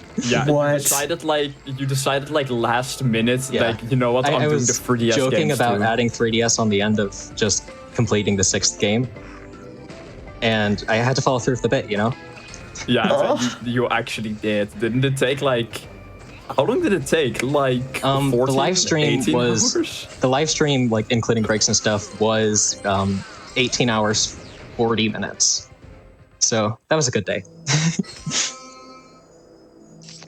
I don't think I could pull it off right now. The really, really long speed runs are just interesting to me. Yeah, they're fun, but they take a lot. There's also Agreed. a person who's done a multi-game run of 100% for all of these games, and yeah, then they did extend it 100% too. Yeah. So 100% plus 100% for all the adventure packs, like the bonus levels. yeah. Shout out to Matthias4595. They're the Yeah. one who did that. Crazy.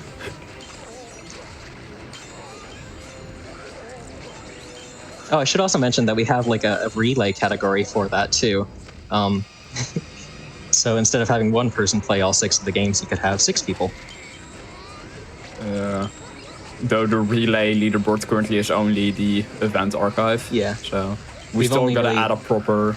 Yeah, only really done that as an event thing for the series, and it does mix the categories of the games, which we're actually having So- that relay event again, like August 9th, so it's pretty soon.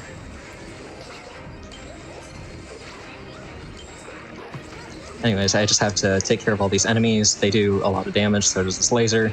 The goop is also there. This level is very annoying. It's the worst boss fight. A lot of the enemies do a lot of damage, but they can also be taken out really quick because Wrecking Ball has good damage on everything.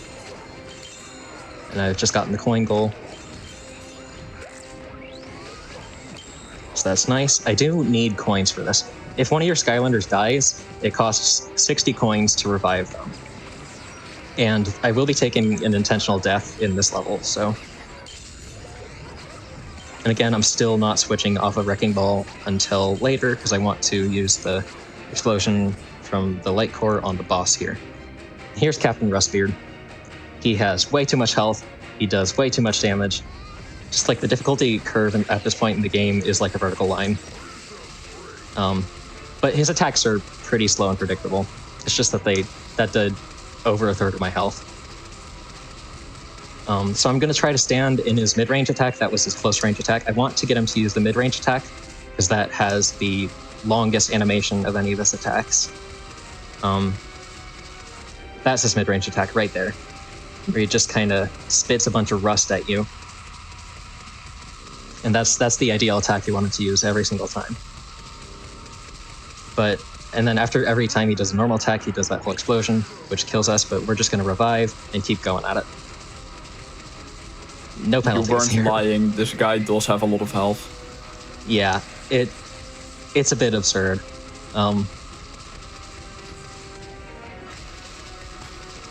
It's a bit much. Should be almost there though. Okay, there we go. So that's the worst boss done. I'll just stand up there. And we're out of the rust. So we have 4 levels left.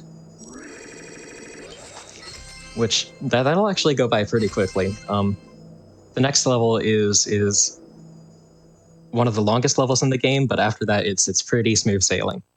I actually really like the next level. It's one of the only ones that has a goal that's not just go somewhere and get something. So you can't just fly right to the end. It actually makes you complete 5 things throughout the level to beat it. So we're headed off to cannon fodder. So we need to get to the pirates' base, where the final boss guy is. But there's all these cannons at this tower that we're trying to get to, so we got to go and take out the cannons manually before we can fly our ship that close. There are 5 of these cannons. Also, platforming characters notoriously allergic to water, so I'm just gonna be careful there. And the zone for the water is pretty close to the shore there, so I gotta jump early. But that's just the starter level. It's no big deal. Wrecking Ball is just absolutely perfect for this level though, because the super jump gives you like just the perfect amount of height to get up these towers on the side rather than taking the whole spiral route.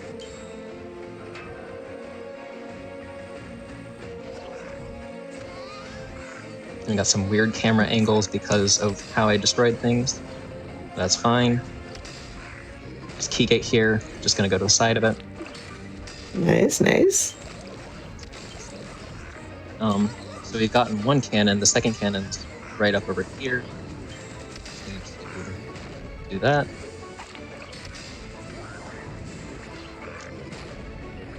And then 1 tongue grapple attack destroys the cannon too. So that's Wrecking Ball feels just very good for this level. I love the movement of it.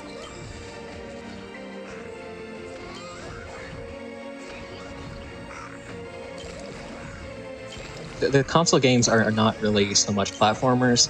I mean, they didn't even have jumping in the first 2 console games. Oh, wow. They've got double jumping on the 3DS games, so.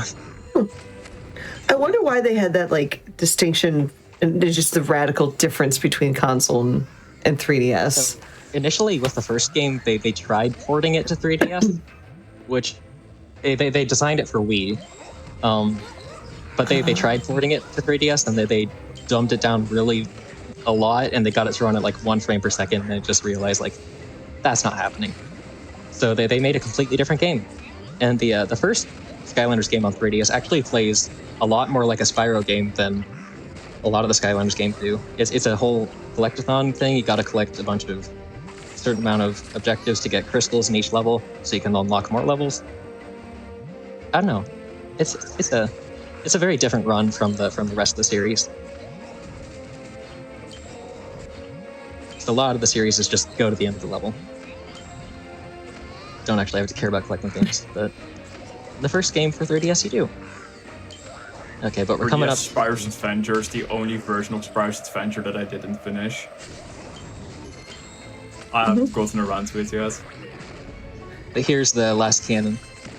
Those cannons, they all 5 of them have to be destroyed, and it actually doesn't matter what order you destroy them in. It just it doesn't really make much sense to do them out of order. You can do it backwards, but it's going to be slow. Makes sense.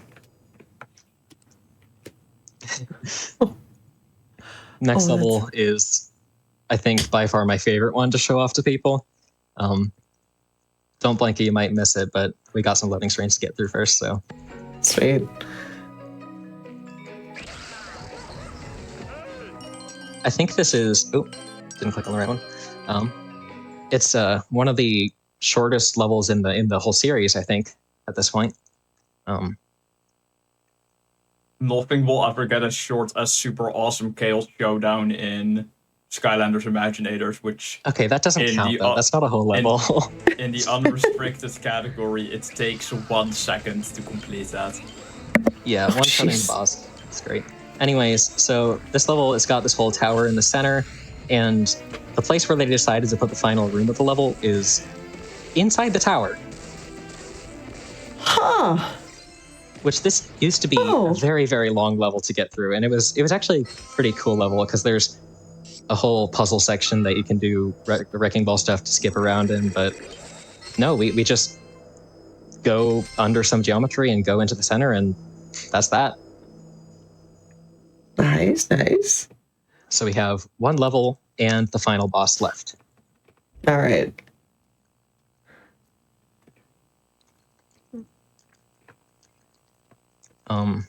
And I will say that after the final boss, I am gonna keep going just a little bit because I want to check the in-game time. Of due course. to 3DS games being like hard to record and stuff, the limit, like the minimum proof for non-world record runs of the 3DS games is just a photo of the save file with the in-game time, and that really just works better for most people. No, that is totally fair. Capture card. I know my first Swap Force 3DS run used that. Like, I just played through the game as quickly as I could and then just took a photo of the save file. Mm-hmm. My second run was fully recorded though, and I used a really strange setup to record 3DS runs.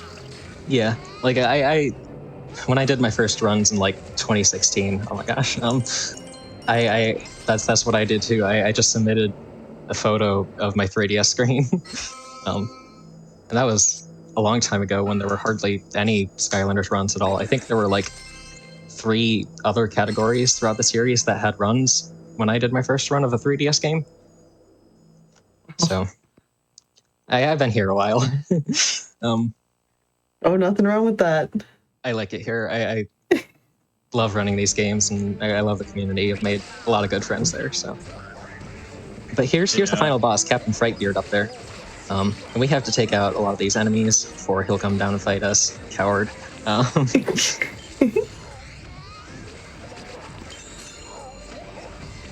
I'm not gonna switch to Prison Break right away when he comes down, though. I'm gonna save that for his second phase, because his first phase goes away really quickly with just wrecking balls damage. Oh, and he does a lot of knockback sometimes. And there he's gone. So he's gonna summon. There are 4 different elemental attacks they can do. That's the Earth attack that just summons a boulder. That's the best one because it is his worst attack. It's very easy to dodge. It's not obtrusive in any way. The other attacks he can do is he can do magic, fire, and an electric one. And the electric one is the worst. We'll see if that happens later.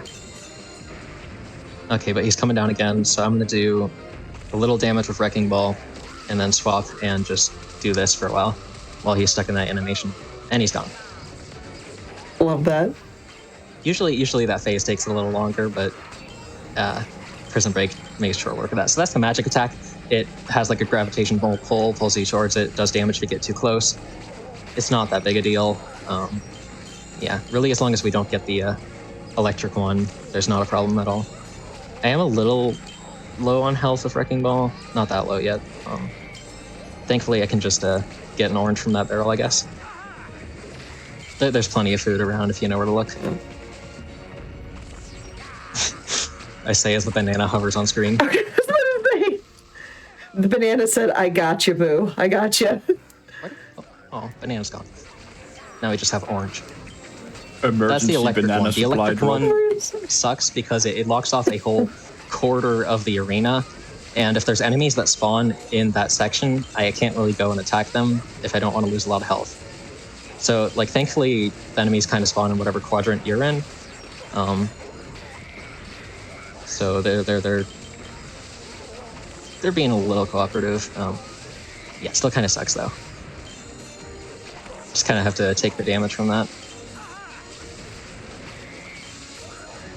I'm gonna switch back to Prison Break here, and we should be coming up on time shortly. Time is when it says mission complete after defeating the boss.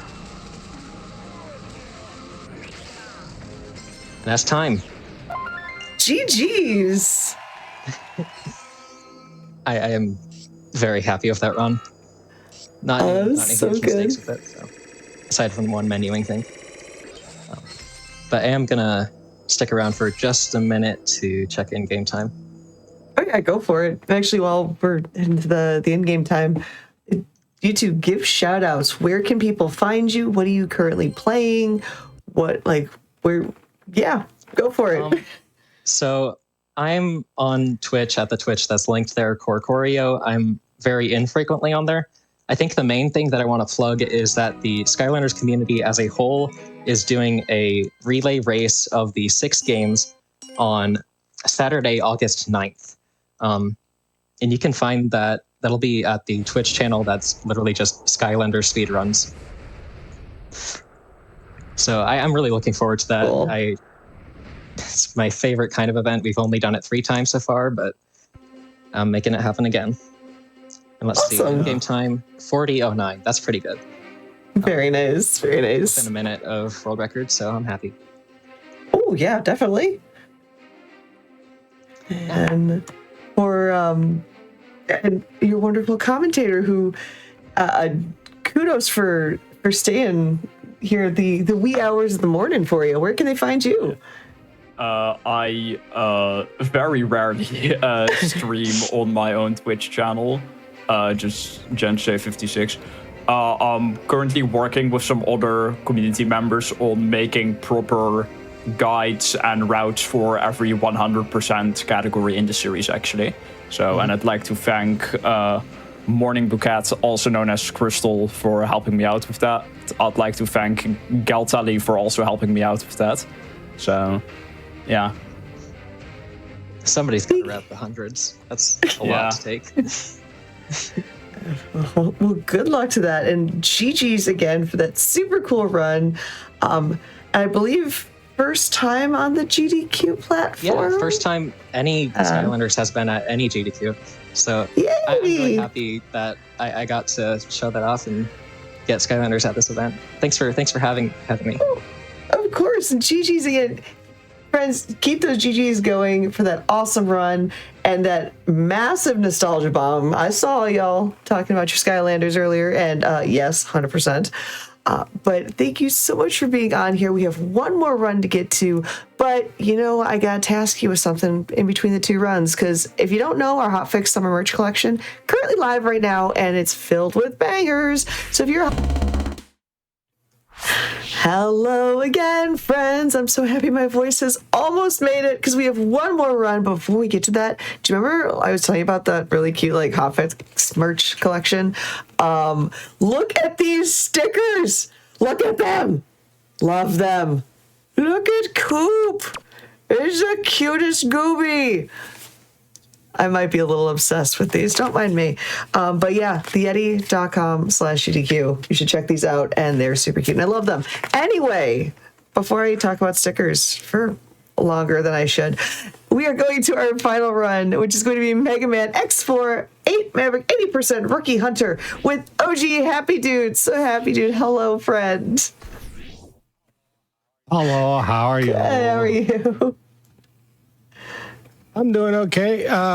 Hello, everybody. My name is OG Happy Dude, and the OG stands for Old Guy. And with me on the couch today, I have... Hey, I am Jadelyn. I am here to cause problems, and I'm very excited about it. And you probably know me as part of the interstitial talent team for both Fatales and for our mainline GDQ events. And I am Blue Heart. I am also here to cause problems and to potentially make some puns. I am a variety streamer, and I know a little bit about every other Mega Man game except for X4 through X8. So so yeah. And my name is Dangerous. I am the host of Crosshair here on the GDQ Hotfix, and I want to assure Happy Dude that having Jadelyn, Blueheart, and I on the couch was a very, very good decision, and he will absolutely not regret it at all. Smile. Nope, not in the slightest. No regrets at all. None. I just work here. Yeah. Just a little bit of admin beforehand. We are running on the Mega Man X collection that has a additional difficulty mode built in called Rookie Hunter. Rookie Hunter actually prevents you from getting one hit killed on spikes, reduces damage to enemies pre-boss to basically nil, and reduces all incoming damage from the boss fights themselves. This is not an official run for the Mega Man 4 leaderboards. This has been a pet project of mine for almost 2.5 years now. Kind of hoping that other people would actually jump on this with me. And I am just a sucker for ease of accessibility. And like, even though you don't have enough time to bust out a full game, you can run splits, you can run a timer on this, and you can be good to go on it. All right, so we will be running with X on this run, and we will start in 3, 2, 1. Let's go. Mega Man! I would kill for cutscene percent though, because I have not seen them yet. And time. Just kidding. No. No. Wait, I didn't know we were playing Mega Mem. Anyway. Right. LV Creed. I need to run that game. So this man is Mega. Am I right? I mean, it's part of his name. I don't believe that for 1 second. So, the last time I ran a Mega Man game on Hotfix, it was X1, where when you perform a dash, you're supposed to wait until the end of the dash to jump out of it to keep your momentum. However, you will be seeing me drop this very often. I have not done a run successfully in the past couple of weeks because it's been almost a year since I've actually touched this game. So you're supposed to dash and then immediately after jump to actually keep your momentum and actually take it further than normal. And yes, it is a lot harder talking, dashing, and shooting at the same time. It's a good thing we didn't run this in a year. I was also going to say, you do have a couch. We can talk. Yeah, it's a good thing we know nothing about this game, but This is actually true. As previously None of the discussed. three of us have ever played this, so we can offer lots of commentary about it. I've played this, and I'm going to disavow all knowledge of the game to let you talk about a game you don't know. Oh yeah, let's do that. Oh, Excellent. so this is Clawman. I don't know what the I was real like, name of this is. I was 100% bought in. Clawman is a Decepticon, clearly. Oh no, that's 100% no, a he's a Digimon. Megazord. That's a Digimon. Oh yeah. No, I'm fighting for Megazord. we need to have that entire Digimon's Pokemon at Home conversation again. Hey, you leave my Tentamon alone. All right, this guy's got a lightsaber, so he's clearly from Star Wars. Clearly. Oh, you I missed thought the you were low- going to say Star Trek, and I was going to Same. cry. Jayla and I know what's up. Oh, we sure do. Oh, this is going to be great. Yes. Happy Dude's like, this run's going through a tunnel. I'm losing reception. On the I right gotta there, hang you up, can guys. see Choji from Naruto. Obligatory all birds are jerks. I see that jerk bird. Birds aren't real. And, well, I don't see, dogs are free adjacent. I don't know. I don't know. Oh, and Magma Dragoon. All here right. comes the Street Fighter reference of the game. I'm ready. I'm locked in. Hi to Akuma. Can't believe a Capcom game would have a reference to Street Fighter. That's No, just, it would that just never. doesn't make sense. They don't do that. They just don't do that They would never. They've never had a crossover ever. ever. Not even as recently as in Monster Hunter Wilds was there a crossover. Nope. So now Mega Man is making his way through the Cave of Wonders. And he's only allowed to touch the lamp, nothing else. Nothing else. Nothing else. Mega Man jumps over fireballs, gonna get to the end. Sing a good Well song done. about of this and then kill some guys. Man, you are tanking a lot of damage. I assume this is intentional, but Yeah, you had invincibility frames. I don't know what you were worried about. I was falling down a hole. There was nothing to worry about. So, Dane, realistically, like most Mega Man games, you're supposed to platform and jump and, shoot. So, like, with the added reduced damage because of rookie, what's it? Rookie hunter mode. Nope. Get back in that suit. Get back in that suit. We're clearly now playing Armored Core. Oh no. Don't forget to close the front hatch so you don't get shot and die in the one shot. This is definitely all going according to plan, chat. Every move here is very much intentional. Mm-hmm. Absolutely. He's just playing like diva. It's all. It's fine. There's a second life bar when he jumps out of the suit. That's how this works. Exactly. Mm-hmm. We have another Digimon here. Mm-hmm. That's a. Oh, it's not Agumon. What was the red and black one's name? Heckmon. I don't know. His name wasn't Heck, no. No. Again, I was bought in. I was like, that's reasonable. Yeah, sure. Yeah, I was going to say, this guy's name is Dragoons, and I've heard there's a legend about him. Hey, I said it at the beginning. I read that. I appreciate the reference. Okay, shout out to the fact that Dangerous knew what an RPG was. Wow. I've played an RPG before, ma'am. Outside of Claire I like how it was Anne. That was singular. Currently playing through Claire Obscure does not count. Hey, my favorite Final Fantasy game is Kingdom Hearts 1, so. You know what? Fair. Excuse you, Chrono Trigger is the best Final Fantasy game. True. I haven't played that yet. I need to. What? Here, I'm gonna pull out the deep lore.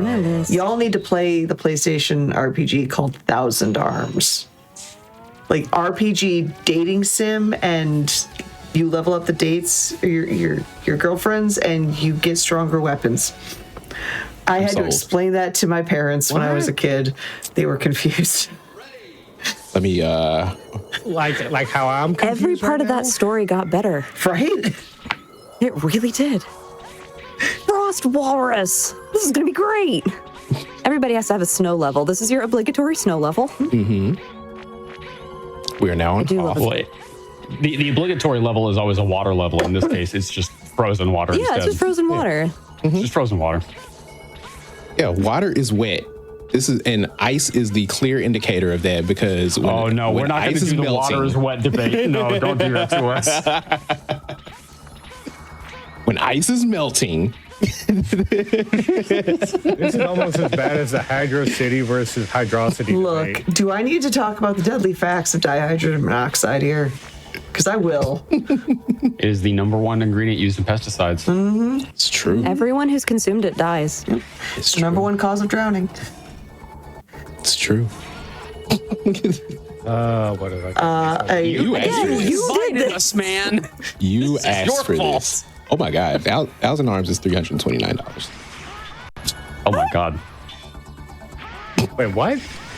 Yeah. Is there something? 1,000 Arms for the PS1 is apparently very expensive. It's very expensive. It's great though. Not $300 great, but I was gonna say for $329, I would hope so. I do want to point out that our producer has opted to pronounce it Velo City, so that does settle that debate. Velo City. For some reason, I'm now thinking of like vellum paper because that's where my brain is at this time o'clock. Yeah.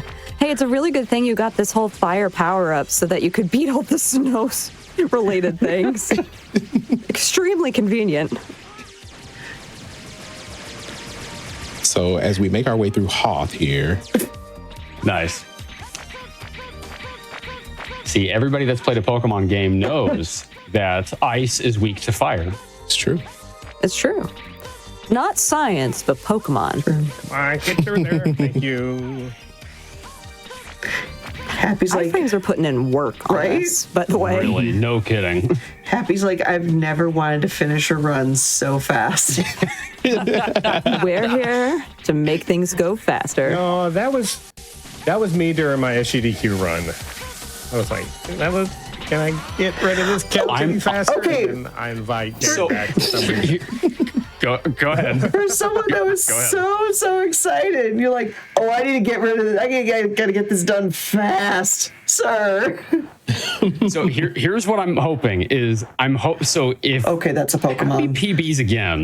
If he PBs again, it'll be the second time that he's PB'd on Hotfix with me, Blueheart, and Oscar all in the call, and therefore it will be undeniable proof that he can't not PB with the three of us in the call. That walrus has got some tooth. Yeah. He's got big tooth. Looks like he's got some Iron teeth. Tiger's like yes. cousin. You have spoken to my soul, Iron Tiger. So are we gonna go? We're gonna go find Kokonoi? Absolutely. So, Dane brings up good luck, and I am actually running the splits alongside this, just so I can remember the route.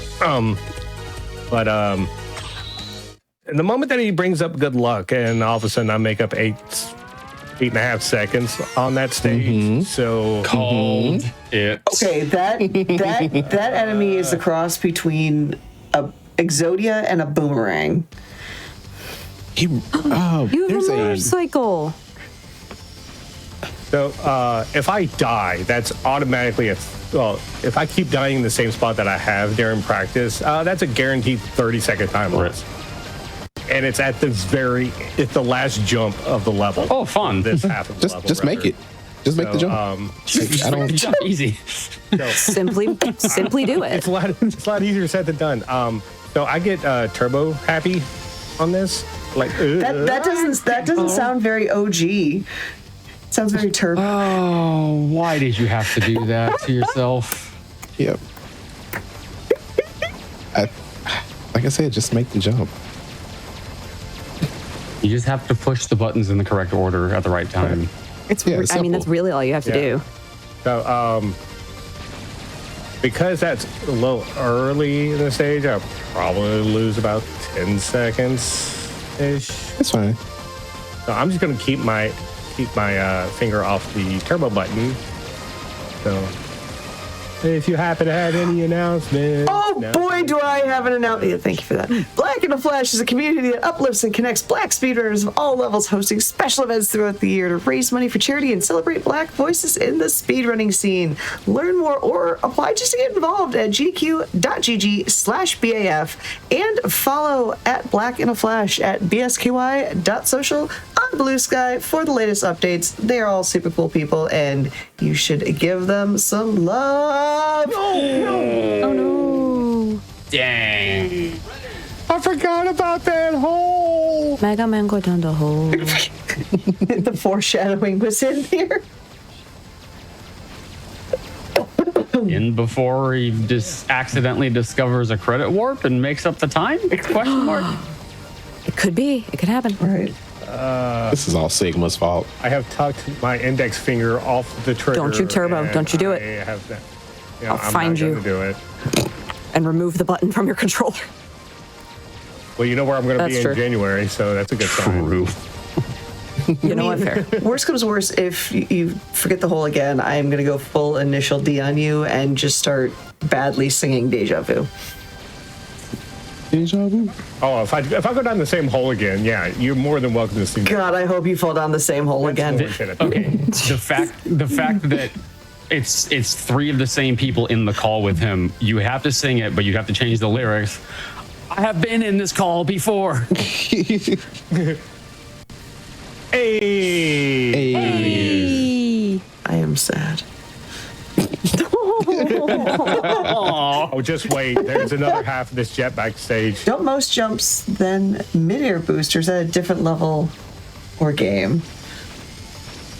Do you get a mid-air boost, bud? Do you get a mid-air What? boost when you jump? Or is that a different Mega Man? That is it. We'll say that's Mega Man. Mega Man. Mega Mem. That's Omega Man. It's the last Mega one. Man. That implies the existence of an Alpha Man. Ooh. Nice. Thanks. Hey, Happy, there's somebody chasing you. Oh my God. Yeah, you should do something about that. That's Boomerang Exodia at home. 100%. He reminds me of, is that Wingnut from TMNT? He kind of does. I can see it. I see it. Yeah, I see it. There's the coloring scheme of Exodia, but using crayons that are from like the dollar store that the restaurant would give the children. Rose art. It's rose art. Yeah, You can that's just say definitely it. rose art. Yeah. Omega lol, man, I love it.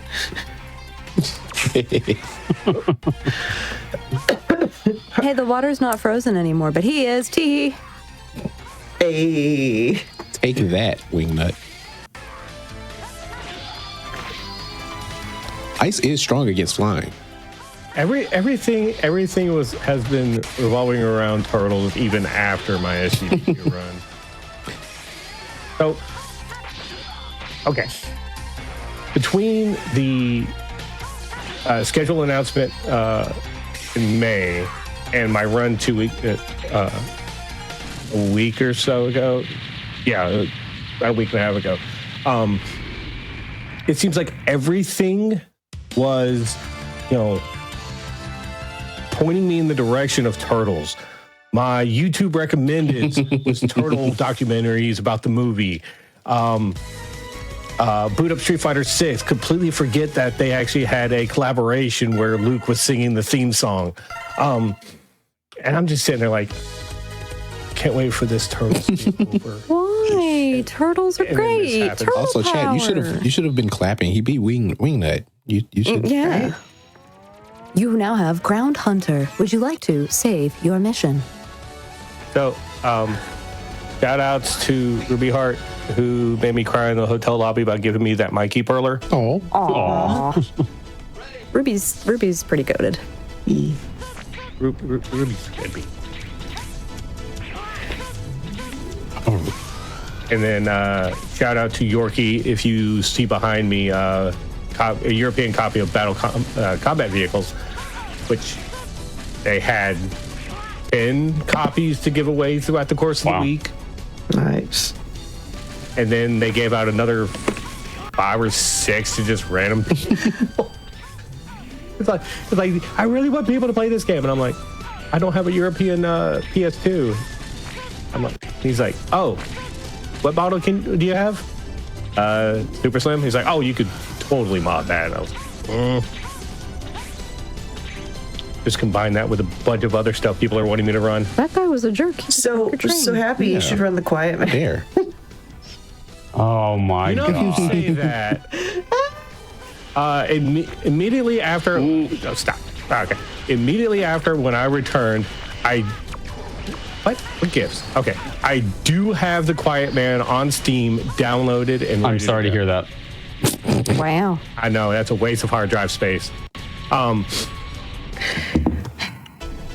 mean, I'm not going to deny that the game is terrible. That's why I love pawning it on people. I have heard that you've talked many people into doing that, and they reply upon meeting you at GDQs with 4-letter words I cannot say. If you paid $3 for the Quiet Man, you overpaid by $4. Can this train be suplexed? I see you, Final Fantasy VI fan. That is such a good question. I see you. That is a good question. That was good. Can a train be suplexed? Like, I see you, Final Fantasy VI fan. It's a Sabin reference. Yep. Wait, what? Or Sabin? How do you say it? I was like, Sabin. Sorry. I thought you were talking about like a different game, not actually referencing the characters specifically. I was like, wait, what? So here we are in Gunstar Heroes.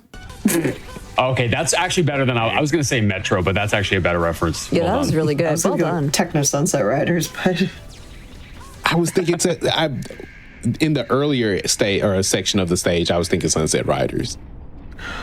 I was just thinking of every fighting game that has a train stage in it that's moving and the background is super distracting and it makes you lag a whole bunch, but there we go. So Gunstar Heroes. I just like the person in chat that mentioned shoutouts to Chris Sabin for Motor City Machine Guns. Oh my. Yo, Right? wrestling fans. And I probably just made that person's day by knowing what MCMG stood for just now. Why was Supersonic fighting you though? That was Leomon. That was Metal Leomon. 100% facts. Okay, but if it was Supersonic, I would want to know why he was trying to fight Happy Dude. He got to open SGDQ. Why would he have to fight about? Right. That paint scheme just now was base at home, and I'm here for it because that's my favorite character. You know, Dane, it took me a split second to get that joke. It is a very inside reference. You have to really know GDQ. Or be aware of. So you're like floating now? Like, I like how three of us are just like sitting here going, we understood that reference that I totally didn't hear. Absolutely. Wait, okay. Darth Bison has a. Yes. Played by Raul Julia. Hey, for him it was Tuesday. It's Tuesday. Hey. Yes. yeah, that's a joke you can only make today. Very, very good. Yep. Not if you're on the Eastern time. I am, but It's not Wednesday for y'all. Hey, Dane, you cursed. GG's. I mean, Yay! Web Spider. I feel like these names were cooler at one point, and they were like, nah. Just okay, throw I two words love how together. the silhouettes are like super tough and intimidating, and then you see the paint schemes, and they're like Disney mascot level. Like this one is like Kirby Superstar threw up in this game, and I'm not mad about it, but it's certainly a choice. So this is Wispy Willow, got it. I was going to say, so this is a futuristic Lion King. I was going Jungle Book. So we're all Disney. Lion It's King had a fine. little bit more updated graphics, so it probably makes more sense there. But I get you could probably go either way with that one, yeah. But I'm not dying to a stampede for 12 years. Back. Wow. And imagine beating Lion King. I can't. I actually can. Good for you. Wow, I'm impressed. Not until I was in my upper 30s, but I did. You know what though? Respect. I'll take it. You did Right. you did something that many people will We never did the do. thing. Right. I am one of those people that never will. We call that intelligence. No, we call that quitting, quitter. See, I had that Fine, victory I'll try to square in beat my it one of these crosshair. days. One of these days. One of these days. It's okay, because just remember that Lion King will never, it's never going to give you up. It's never going to let you Never down. let me down. It's never going to run around and hurt you. Never gonna So say Happy Dude, on a scale of 1 to yes, how much regret are you experiencing right now? You're lying. that wasn't an answer. How dare you? You're lying. He's lying. He's the king of Lion like a lying. Lion King. No. I could not. No. Nope. You jumped the wrong way.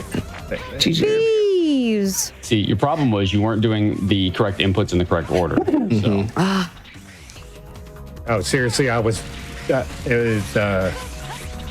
dash then jump. I was jumping then dashing. Ooh. Happy, we have a legitimate question in chat for you. Good luck. Is there no damage being taken? How? So I am running this specifically on the Mega Man X collection, and there is a mode called Rookie Hunter that you can turn on beforehand. It has the ability to be used on every single game in both the Legacy 1 and 2 collections. So basically, this is just a mode that you turn on just to like enjoy the story, or in my case, speedrun, so you can stop having friends yap in your ear about randomness. So I kid you not, one of my favorite shirts when I was much younger in high school was the Mega Man 2 I Beat the 8 Master Robot shirt that you can get from Hot Topic. And I wore it to band camp. And lo and behold, there was somebody else at band camp with me that had that same shirt. We became best friends for that week that we were in band camp. This probably would have been a good place to say flashing light warning, by the way. True. Sorry, chat.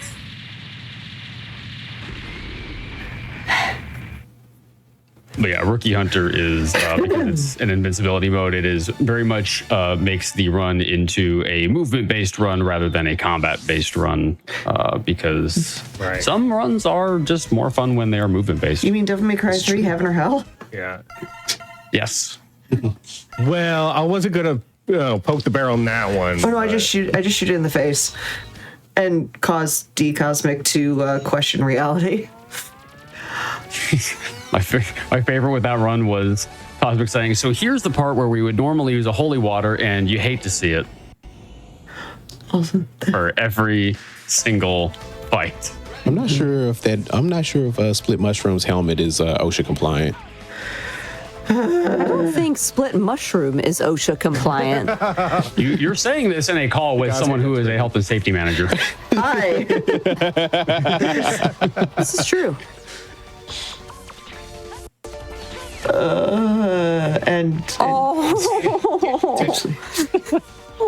Oscar is going to have nightmares tonight. And not because of this run. No, specifically because of this run. No, Happy Dude will have nightmares tonight because of this run. Oscar will have nightmares tonight because of OSHA.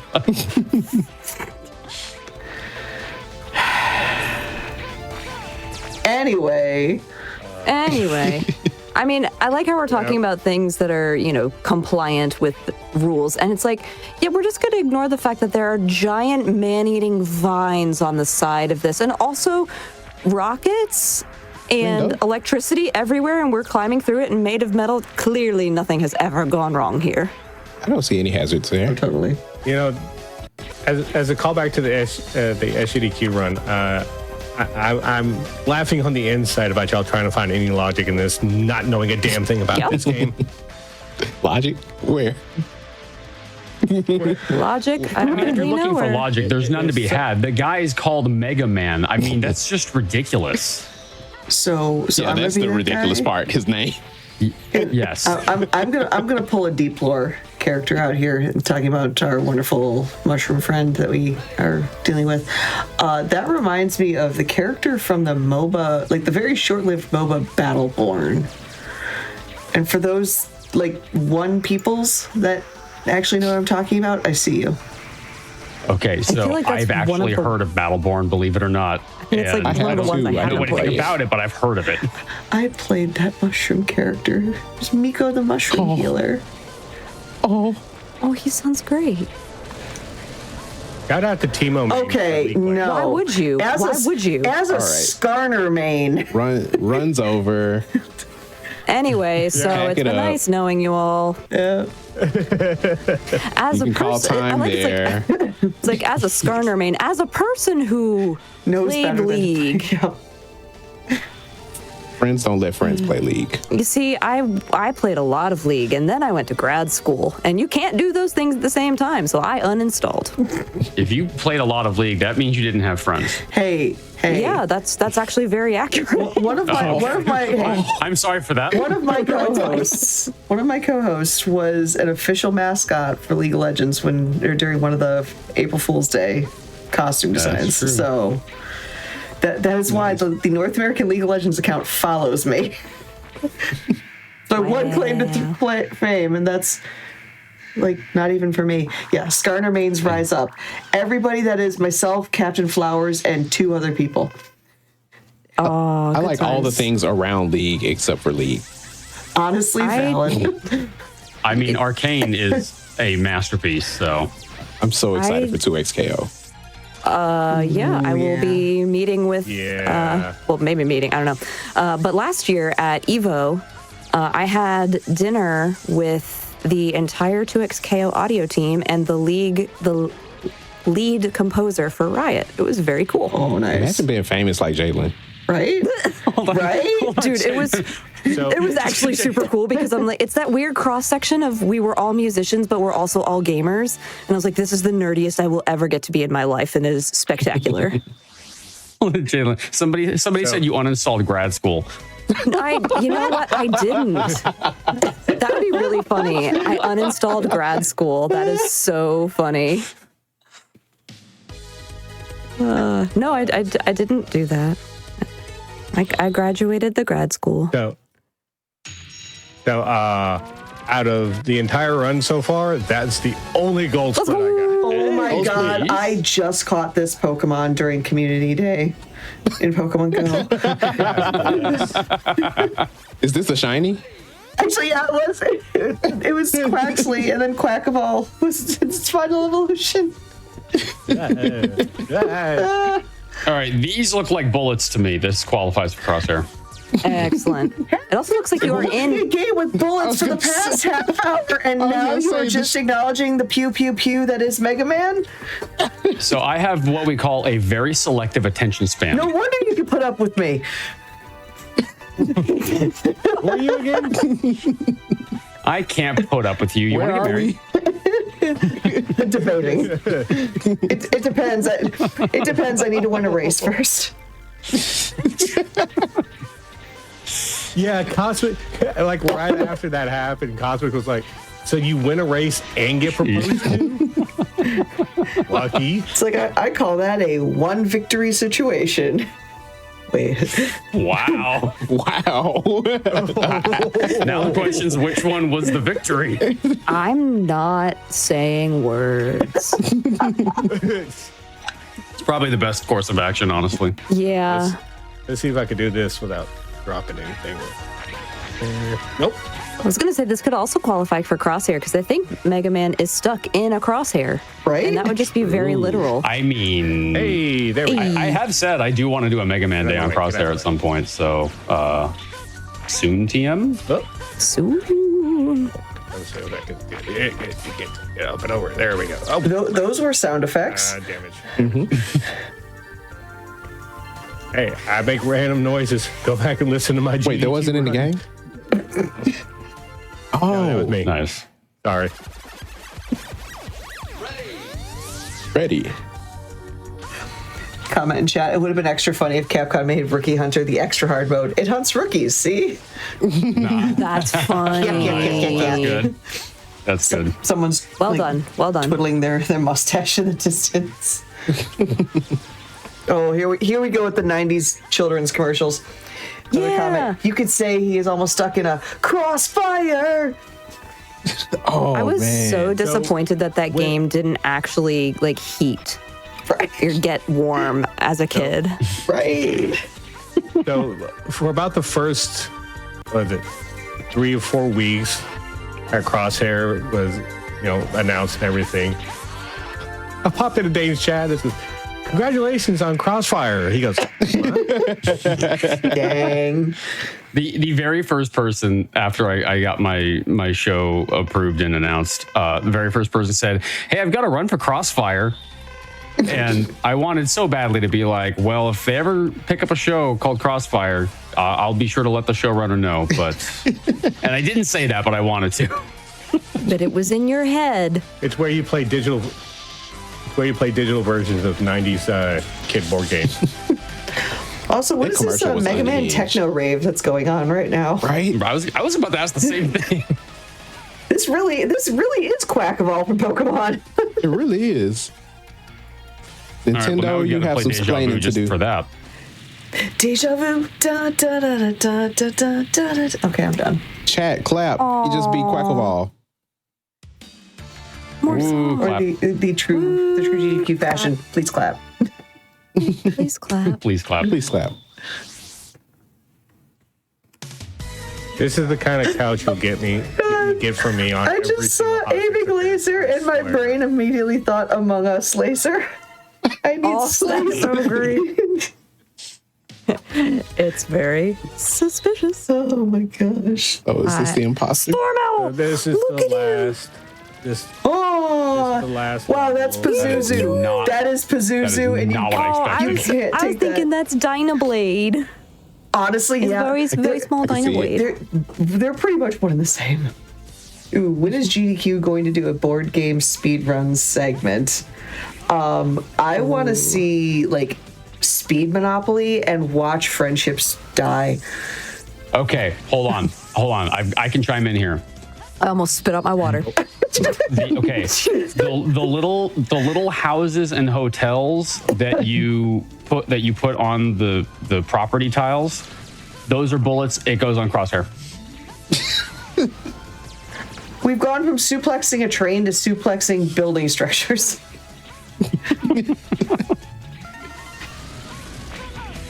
When are the Get up. the tabletop RPG speedruns? Well, there is in Flame Fatales. There is going to be a run of Triangle Agency. I'm going to be on the couch for it. So Nice. Just to comment on TTRPG things. So yeah, that should be really fun. You're welcome for that setup that I didn't know I was doing. You did really well. and you should also donate for the Wednesday bonus game. I'm just saying. I hear it's very good. It's What's the Wednesday bonus game, Oscar? I hear it's very obscure. yeah, kind of. Yeah, it might be. You should tell us and try to be as clear about it as you can be. You haven't It may beaten the take game. you 33 seconds. Right. let me do an exposition of the that game. French Depression. There we go. That is the game. Yeah, pretty much, yeah. Yeah, Claire Obscure. So for Edition folks watching 33. at home, the Wednesday bonus game for Flame Fatales is going to be Clear Obscure Any Percent Act 1, run by Oscar No, 424. it's changed now. It's restricted because I ain't doing that overflow glitch because I actually like challenge. Oh, you're doing restricted. Okay, so it's any percent restricted Act or Restricted Act 1. Act 1 restricted. There you go. Yeah. I All right, so time is going to be called when the life bar is drained. Oh, there's a speedrun going on. Hey, What? Yeah. Wait, there's a speedrun going on? Since when? you're doing great, honestly. You're doing great. Yeah. Who are you again? I'm still trying to figure that one out. GG! Oh, he threw a laser show for you. Yeah. He's like, you did a great job. Da, da, da, da, da, da. So Happy Dude, where can we find you on the internet? You can find me almost everywhere on Blue Sky, YouTube, Twitch, as OG Happy Dude. Once again, the OG stands for old guy. I don't have anything special coming up this week, but there's a high possibility I might be returning back to playing through the Yakuza franchise, but I gotta suffer through what has been dubbed the worst of the franchise with Yakuza 3 starting later this week. That's not Yakuza Dead Cells. That's high praise. Hey, Dead Souls is better than 3. And here comes the 9th Maverick fight. Go! And our wonderful commentary crew. We can maintain the same order as we established earlier. Go for it. Hi, I'm Jadelyn. You can find me across all social medias except for Blue Sky as at Jadelyn Gaming. Blue Sky is jadelyn.wakeupbuttons.com. My website, which has all of that information, is wakeupbuttons.com. I do lots and lots of stuff. I'm starting Blueprints tomorrow. So I'm very excited about that because I will also be couching for Blueprints at the upcoming Flame Fatales, where I will also be running Legend of Zelda: Link to the Past Master Sword %. So I'm very excited. Isn't that your first GDQ run of some kind? Yeah. Yeah! This is my first one. I'm so excited. Next. And you can find me as Blueheart, just as it's spelled on the screen, BLU3HRT, on pretty much every social media site. You'll primarily find me more recently, you will primarily find me on TikTok, where I'm doing covers of songs from like Epic the Musical and K-Pop Demon Hunters, which I implore everybody, go watch K-Pop Demon Hunters. And beyond that, I'm probably going to be getting into some speed runs of South of Midnight. I think I'm gonna learn that. Nice.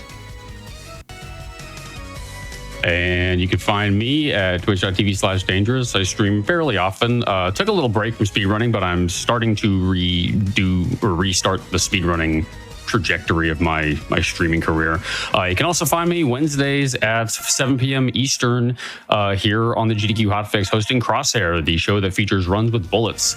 And if you've got a run that you think qualifies for Crosshair or Express Lane or any other GDQ Hotfix show, submit your runs and let's see what you got. Maybe you end up on a future episode of one of these GDQ Hotfix shows. But yeah, that is it for me. Any last things from Happy Dude? That's it.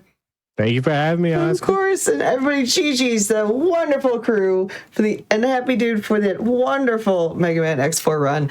But yeah, that's it. We are done for the night, live. But don't worry, in case you just got here and you missed out on everything, we got you, boo. Stay tuned. We're going to replay everything right after this. And tune in tomorrow, starting at 7 p.m. Eastern, for a show that you might have heard just talked about a few minutes ago called Crosshair. And that's going to be then followed by Speedruns from the Crypt. So until next time, I'll catch you in the Express Lane. Bye.